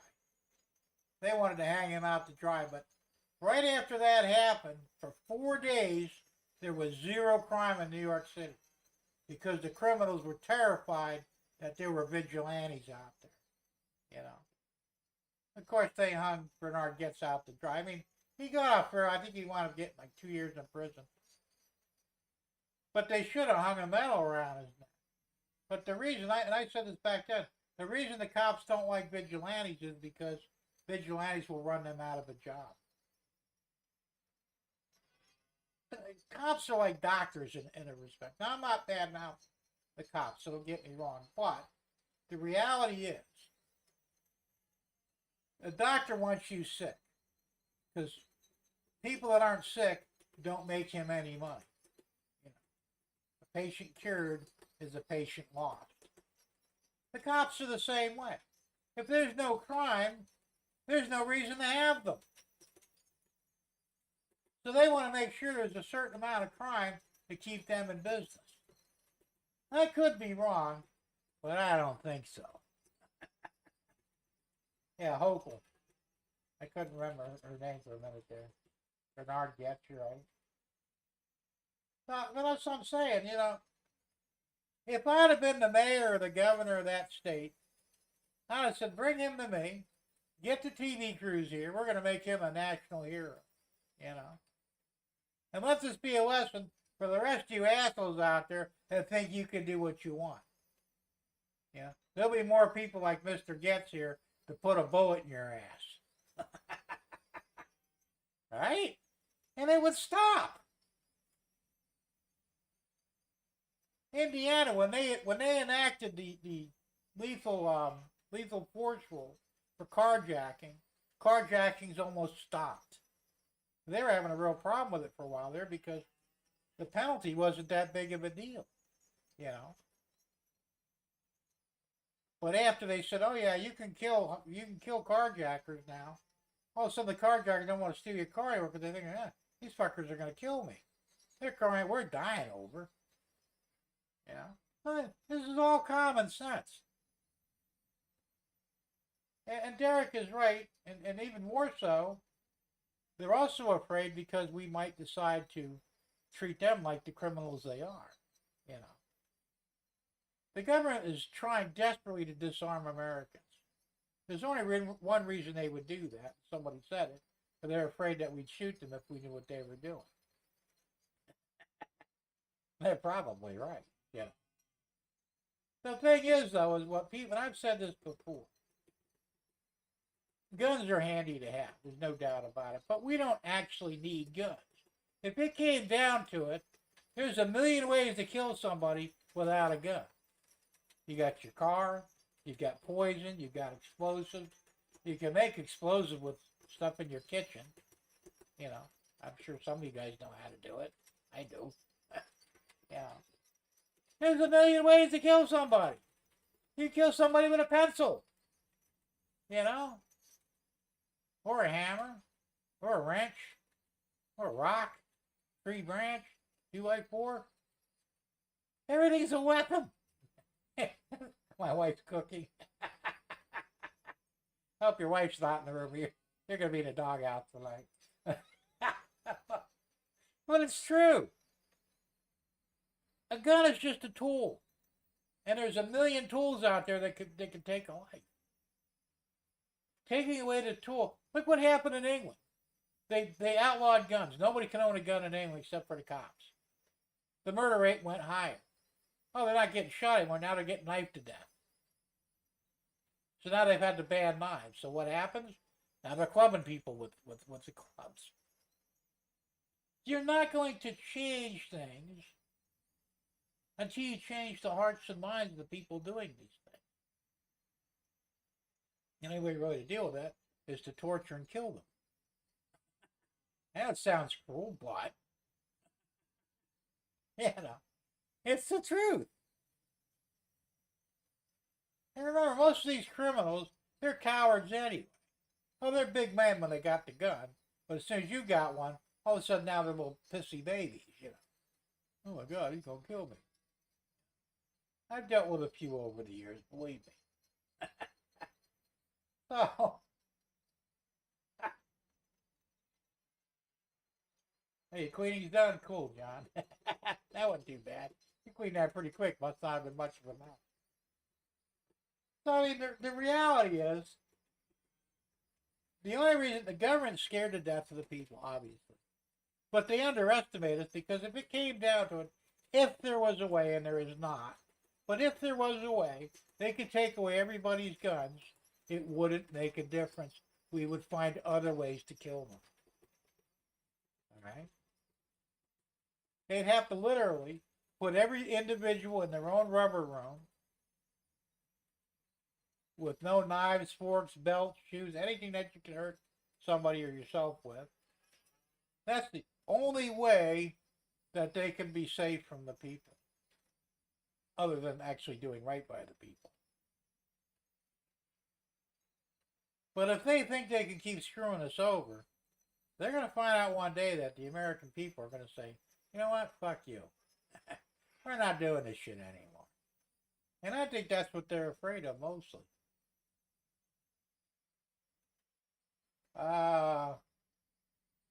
Don't laugh, Quasi. It's been brought up. I think it is New York. New York wants to ban 3D printers. Or at least make them as difficult to get as a gun. Yeah, because people could print their own weapons. I guess they're going to have to ban hacksaws, chisels, and hammers too, and saws, because you know you can make your own gun without having to print one. It's not as hard as you think, or some might think. It's absolutely, no, it's not a joke. This is how stupid these people are. If they had it their way, they would have you in a rubber room where they would have complete and utter control over you every minute of every day until the fucking day you died, because they're scared. They're a bunch of pussies. Because they know what they're attempting to do is wrong. Yeah. You look at our society. Let's go back 200 years. George Washington was the President of the United States. Everybody had a gun back in those days because that was what you needed. People walked in the White House, talked to Washington with a gun on their side. He wasn't scared. You know why he wasn't scared? Because he was doing the will of the people trusted him, and he did not betray their trust. Now fast forward 200 years, you can't get anywhere near a president if you're wearing a gun. Because he's scared to death you're going to shoot him. Why is that? Why would he be afraid if he's doing the will of the people? Maybe because he's not doing the will of the people, huh? Hey, Andy, how's it going? Sounds like a rant? Not really. Just a discussion. Well, that is true to a point. But like I said, they're going to have to fight for it. First off, we're not dumb enough to give up our guns, thank God. But even if we were, there would be other ways to take them out, although not maybe as effective as a gun would be. But you're right, though. If they take our guns, they will kill us next. Because that's what they've done in other countries. Every time a dictator disarmed the people, he went back a few weeks or months later and fucking killed them all. You know? They had PVC pipe. Yeah, right? Huh? Everything could be a weapon, man. You know? So I'm saying you're not going to fix this problem by banning things. Somebody needs to take that band stick that the government loves so much and beat them senseless with it. I mean, just because. Yeah, there you go. PVC, plastic, very cheap. It is. And you can make a weapon out. You can make a gun out of it. I don't know how long it'll hold up, but long enough to get the job done, I suppose. Well, exactly. Ban knives and files and hammers. You have to ban everything. Literally. I said you could take a life with a pencil. Right through the ear, right through the eye, or up the nose. Either way, you're killing that son of a bitch. Stab him in the neck, you'll bleed out. You know, hit the carotid artery.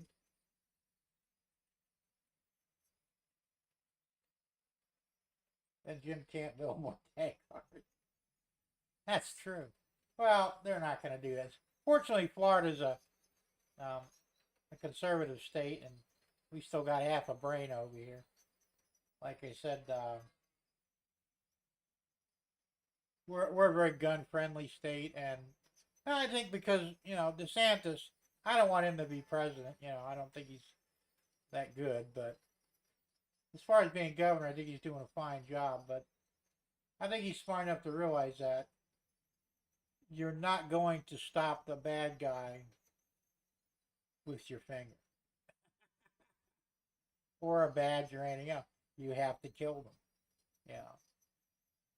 And I don't have a problem with that.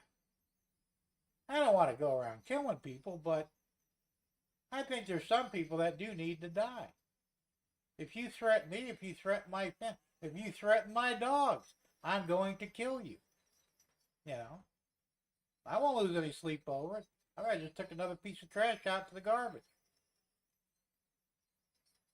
Because a good person wouldn't do those things. So I'm saying, it's just but the government, they're clueless, and like I said, they don't have good intentions for its people. They hate us. They want to see us all die. You know. You notice how all the diseases are starting to come out of the woodwork now? You know, there's like 3 variants of COVID now. 3 new variants. They're saying, oh my God, it's going to get bad. We're going to have to maybe go back to lockdown. Just in time for the elections, huh? If we're dumb enough to fall for it, I guess we deserve whatever we get. Yeah, the ghost gun thing's a crock of shit, too.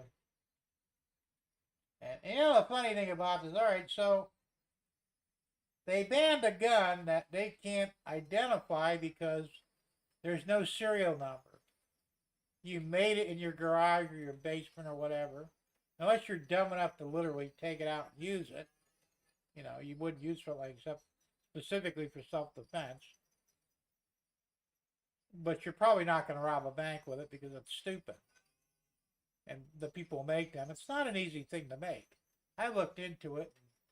I'm kicking it around wanting to do like an 80%, but it's a lot of work, and I'm thinking, I don't know if it's really worth the aggravation. Hey, the print. I've got the files to print guns with the printer. You know, you still need a steel barrel, you know, but that's the only thing that really needs to be metal. Everything else can be plastic. I got the files. I got them just because I got them, but I don't think I'll ever actually make one. But if I wanted to, I'll damn well do it. You know, if they don't know you have a ghost gun, how are they going to take it away from you? How could you ban something that you literally have no knowledge of? It's fucking stupid, you know. Yeah, you know, he'd pass the background. I don't think so. Although you never know. I don't build weapons, but I don't know. It's just, that's what I'm saying. You're gonna have to ban lasers too, because now they have laser cutters that you can buy. They're expensive, but you could burn through steel with them. So you could cut out a receiver and frame with a laser if you know what you're doing. They're gonna ban those too. I'm saying, at what point do we say enough's enough already? Yeah, yeah, right. Well, I'm surprised they haven't gone that far yet. Although they're working on it, seems like. You can't take a shit today. You already took one.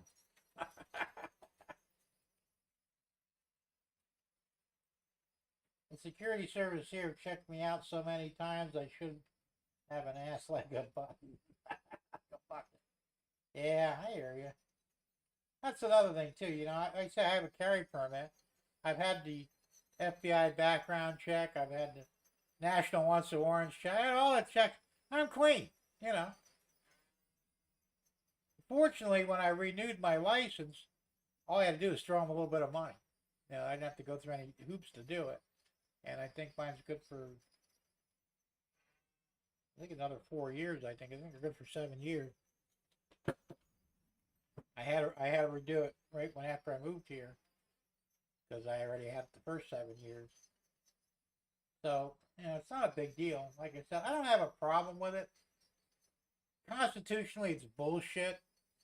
You shouldn't need a permit to carry a gun. Your Second Amendment's supposed to be your permit, but, well, of course, you don't need one here in Florida anymore, but, because they did pass the semi-constitutional carry law. So anybody who doesn't have a criminal record can carry a concealed weapon now. I have no issue with it. I don't care. But if you want to go out of state, you still need a license. Unless you're going to a constitutional carry state that doesn't require a license. Like if I wanted to go visit my sister in Indiana, Kentucky and Tennessee require a license. You know, from Florida, I'd have to carry it. They respect it. Indiana's the same way, and Ohio just recently recognized the Florida license.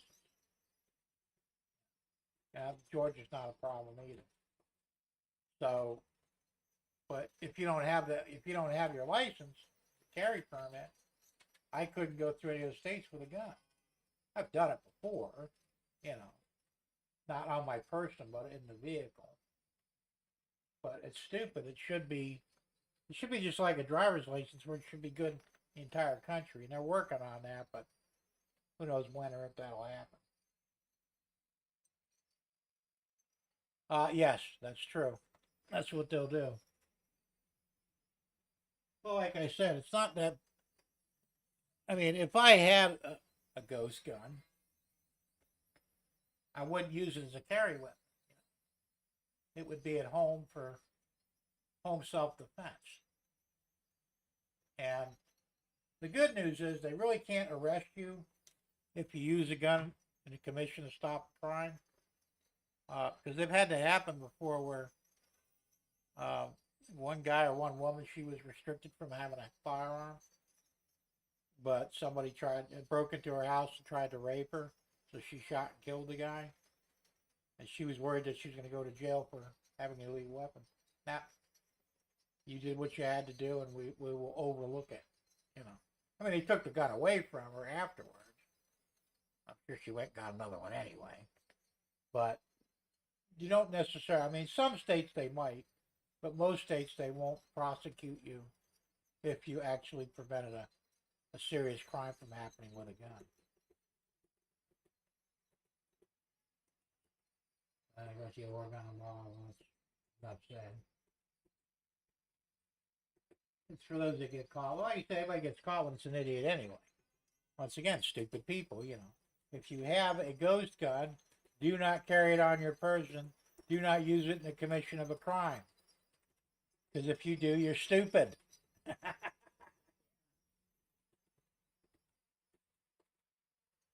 They can, Derek, but in most cases they don't. I mean, I'm sure places like California, Oregon, New York City, they would because they're assholes. But in the conservative states, they generally don't. They disallow it. You know, they say, all right, you weren't supposed to have a gun, or the gun is stolen, but that's not our problem right now. You used it to save your life or the life of somebody else, so, you know. And that's the way it should be anyway.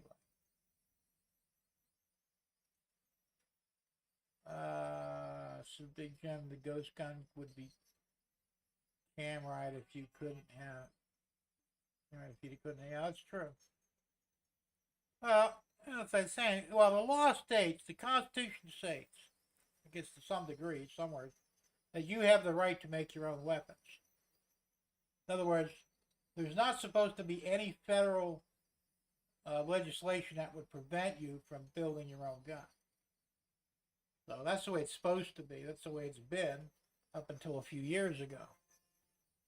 And the reason they're doing this is because it's easier to build a ghost gun now than it was, say, 30 years ago. You know. So this is another thing they want to bitch about, you know. They're going to do everything they can to try and prevent you from owning and operating a firearm. That's all there is to it, you know. They're these red flag laws. They're bullshit.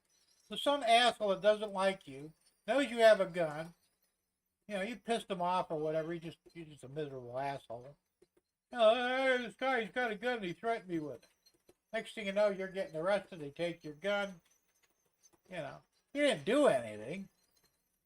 They don't even have to prove you did anything. Oh no, he said you had a gun and you pointed it at him. So we're going to have to take it away from him.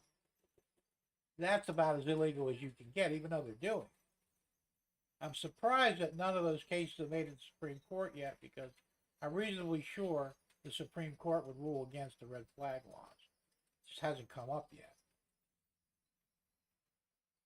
Yeah.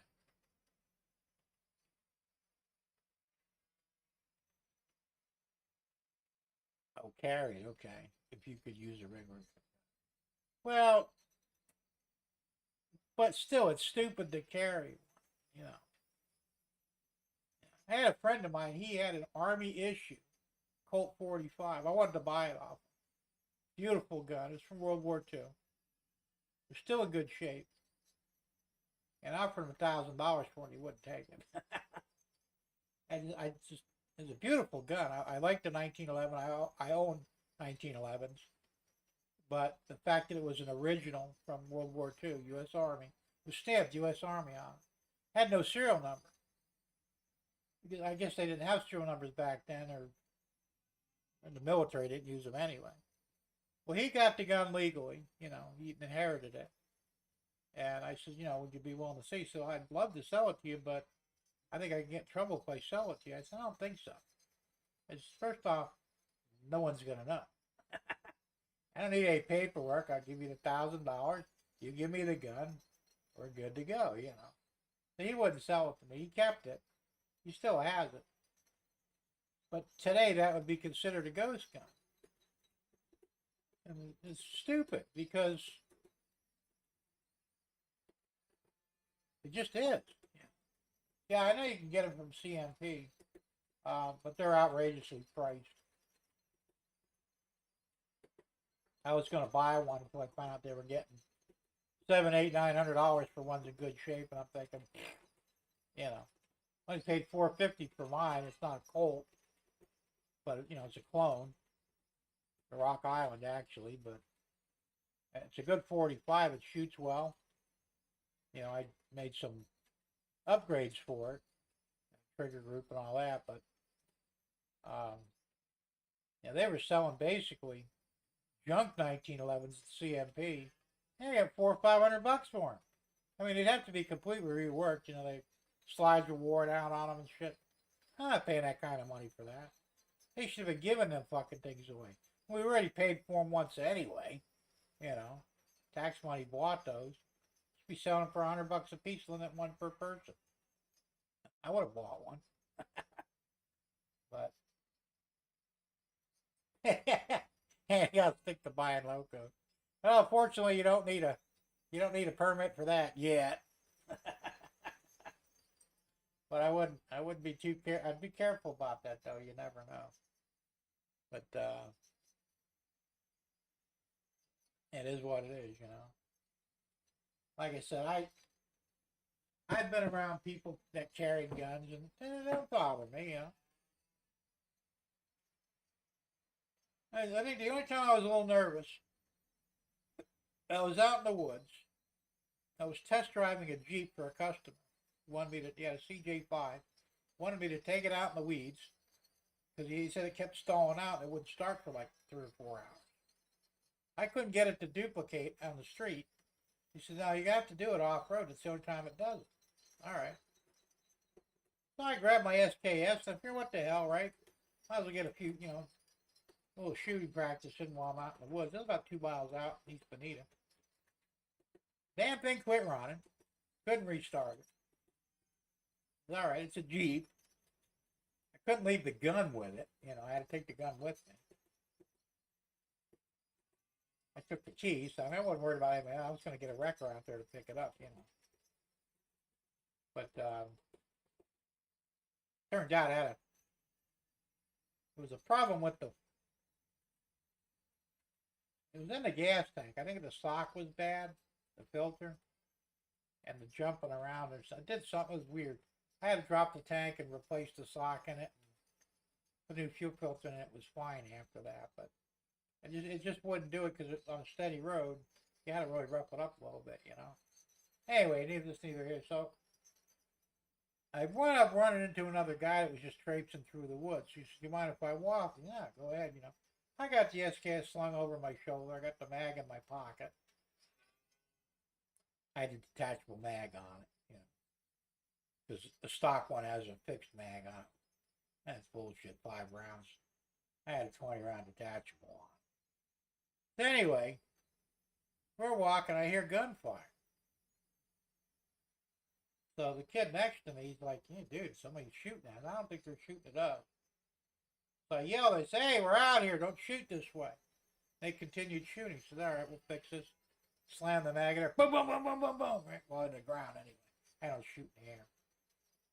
All of a sudden, it's dead silence. Really, you go walking. There's a whole bunch of Mexicans. They were target practicing out there, right? I probably didn't understand English, I guess. But they were a little nervous. They all had guns. Yeah, one guy looked like a .357 revolver, you know. And one had a rifle of some sort, like a 30-30 maybe. "Hey, dudes, we're just passing through. No problem, okay?" Okay. Yeah. That was the only time I was a little nervous because I didn't think they weren't shooting at us. They were just target practicing, but I'm not sure which direction they were shooting. I didn't want to get hit with a stray bullet. So he said, the SKS is a very loud weapon. Dead silence. Probably scared the shit out of them. I mean, they were literally froze there. I come walking out of the weeds. "Hey, guys, how's it going? We're just passing through." But, you know, I've never been worried about it, though. I mean, if I was around somebody, I can tell, sort of. I mean, I have a sixth sense about evil people, I think, anyway. And I've been pretty much right most of the time. I've you know, if I see somebody I don't like them for some reason, there's a reason why. Doesn't happen often, but when it does, I pay attention. But most people I run into, they just think they're okay. Quasi says CMP requires 2 background checks for 19. One at application, one during delivery. Yeah, I know it's great. Well, they're covering their asses, what they're doing, But it's what I understand is that they sold out those 1911s literally like that.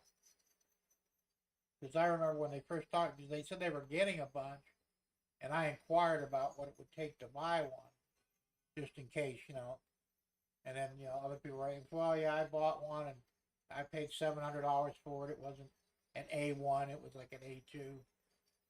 Like it wasn't the highest quality. And I'm thinking, that's a lot of fucking money for a used gun, So I didn't buy any because they were crazy money. But Derek says everybody understands the gun. Well, that's true, they do. Yeah, that's some kind of scary. Well, I'll tell you what, I wouldn't want to get shot with either, but a 7.62 round will do a hell of a lot more damage than a 223. Now, the AR it's a 22, baby. It's a high velocity 22. Yes, it will fuck you up. But remember, the AR was originally designed to mostly wound the enemy. Because the theory was, if you wound a soldier, his buddies would stop fighting to help him out. Because that's what we do. Except in Vietnam, they found out that the Vietnamese, when their buddy went down, they put one in his head, finish him off, and keep on moving. They didn't care about their fellow soldiers like we do. So the theory was sound, but it didn't apply to the Vietnamese. And of course, the light weight of the bullet was also another factor. You can carry more ammo without it weighing you down. But, the enemy, they were all using AKs, 7.62 by 39. And when you get hit with one of those, well, you're kind of fucked in most cases. So, Yes, Russ, Canada is worse than the U.S. Because they've turned into a full-out communist state, country. Yeah. Fucking faggot that's running the place. That was his name. Trudeau. They say he's actually the bastard child of Fidel Castro from Cuba. I don't know if it's true or not, but I've heard so much that I'm thinking it probably is. I mean, there's a lot of resemblance there. But, he's gay. There's no doubt about that. He's definitely on the effeminate side. But, yeah, he's a little fucking dictator. And there's a cure for that, too. I'm surprised somebody hasn't done it yet. Is what it is. Well, listen, guys, it's almost 5:30. I didn't realize it was that late. I gotta go get some dinner.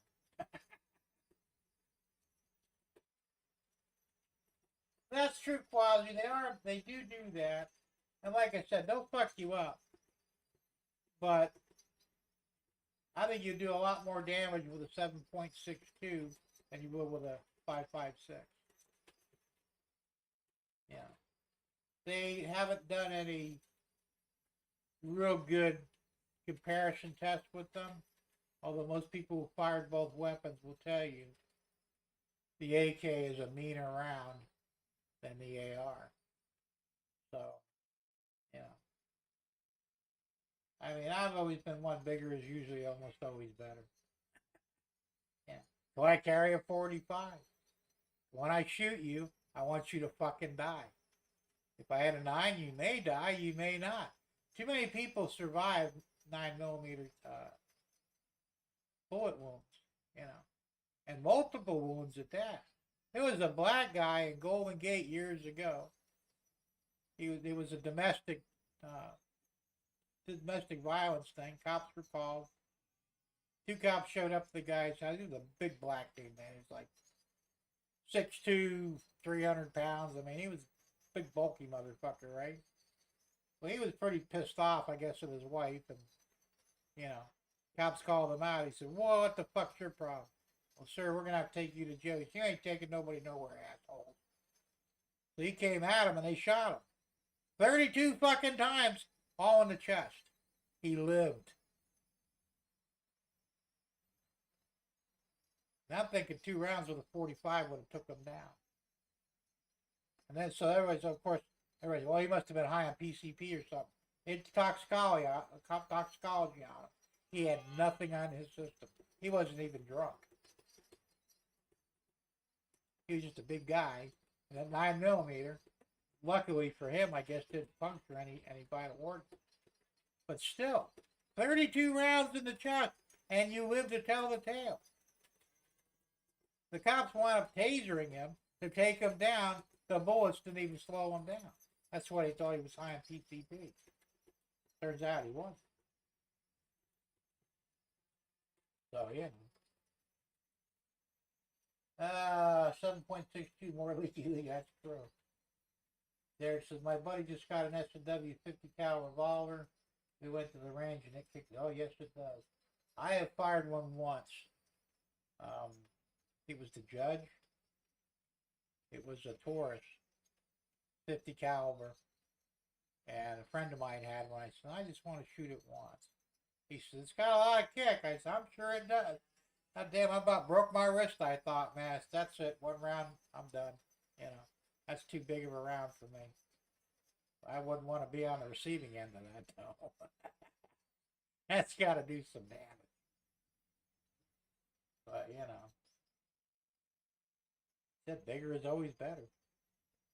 Depending what you want to do. I mean, if you just want to move somebody or slow them down, by all means, use a 9 or a 380 or 25 or whatever, you know. But you want to take somebody down, get the big bullets out. 44 Magnum, 357 Magnum, 45, 454 Casal. Yeah, those are real rounds. They will fuck you up.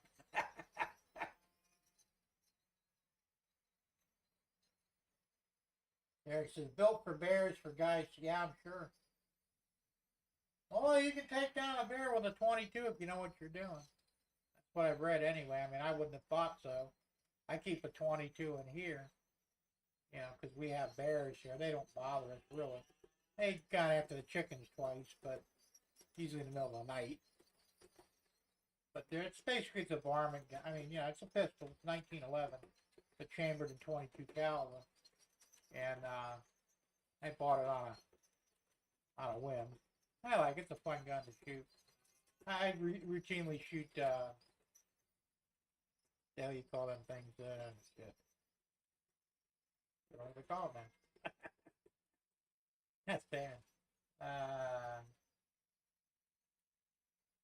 God damn it.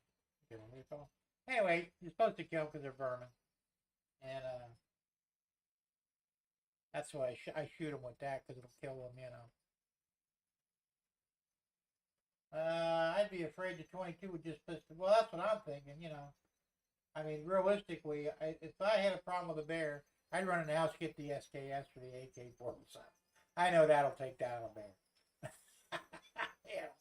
And the bears here are big. The last one that came through, he stood about 8 foot tall. Because he actually went walking on 2 legs in the backyard. Camera picked him up. That's a big ass bear. You know? All right, Quasi, we'll see you later, man. Have a good one. Thanks for popping in, and we'll see you next time.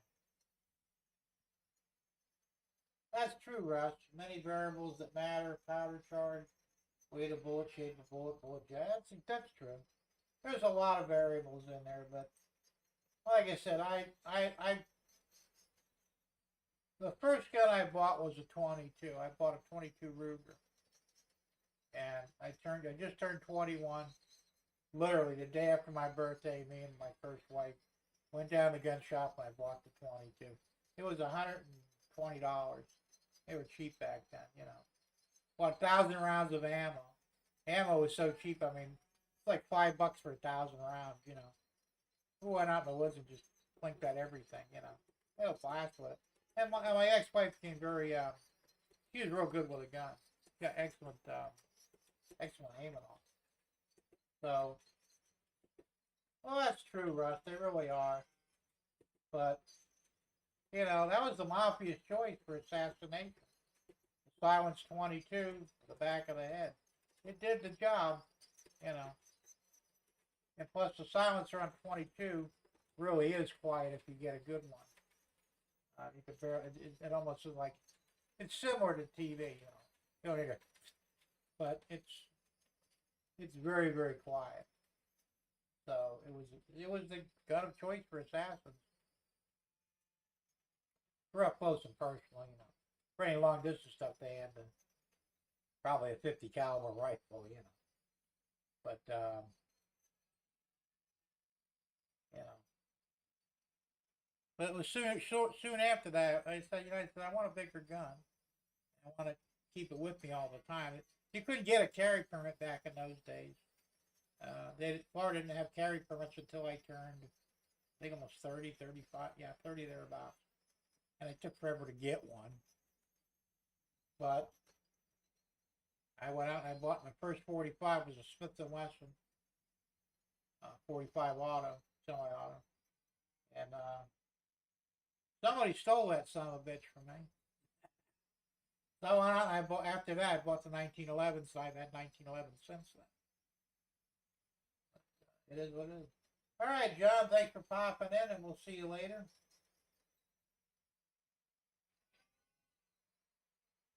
That's true, Derek. You can. You get shorts and GA caps that are as quiet. That's true. They really are. So every gun has its purpose, I guess. And, but you know, if you're in a bind and that's all you got, that's what you got to use. And you know, pray and pray, right? All right, guys. Listen, it's 5:30. At past 5:30. I'm gonna go eat. So I'm gonna get off of here, and I'll see y'all on Thursday. In the meantime, have a good week. Have fun. Remember to play with your trains, and we'll see you later. I'm not going to run the outs or anything. I'm just going to cut it off right here so I can get my mouse over where it needs to be. Stop streaming. We'll see you later, everybody.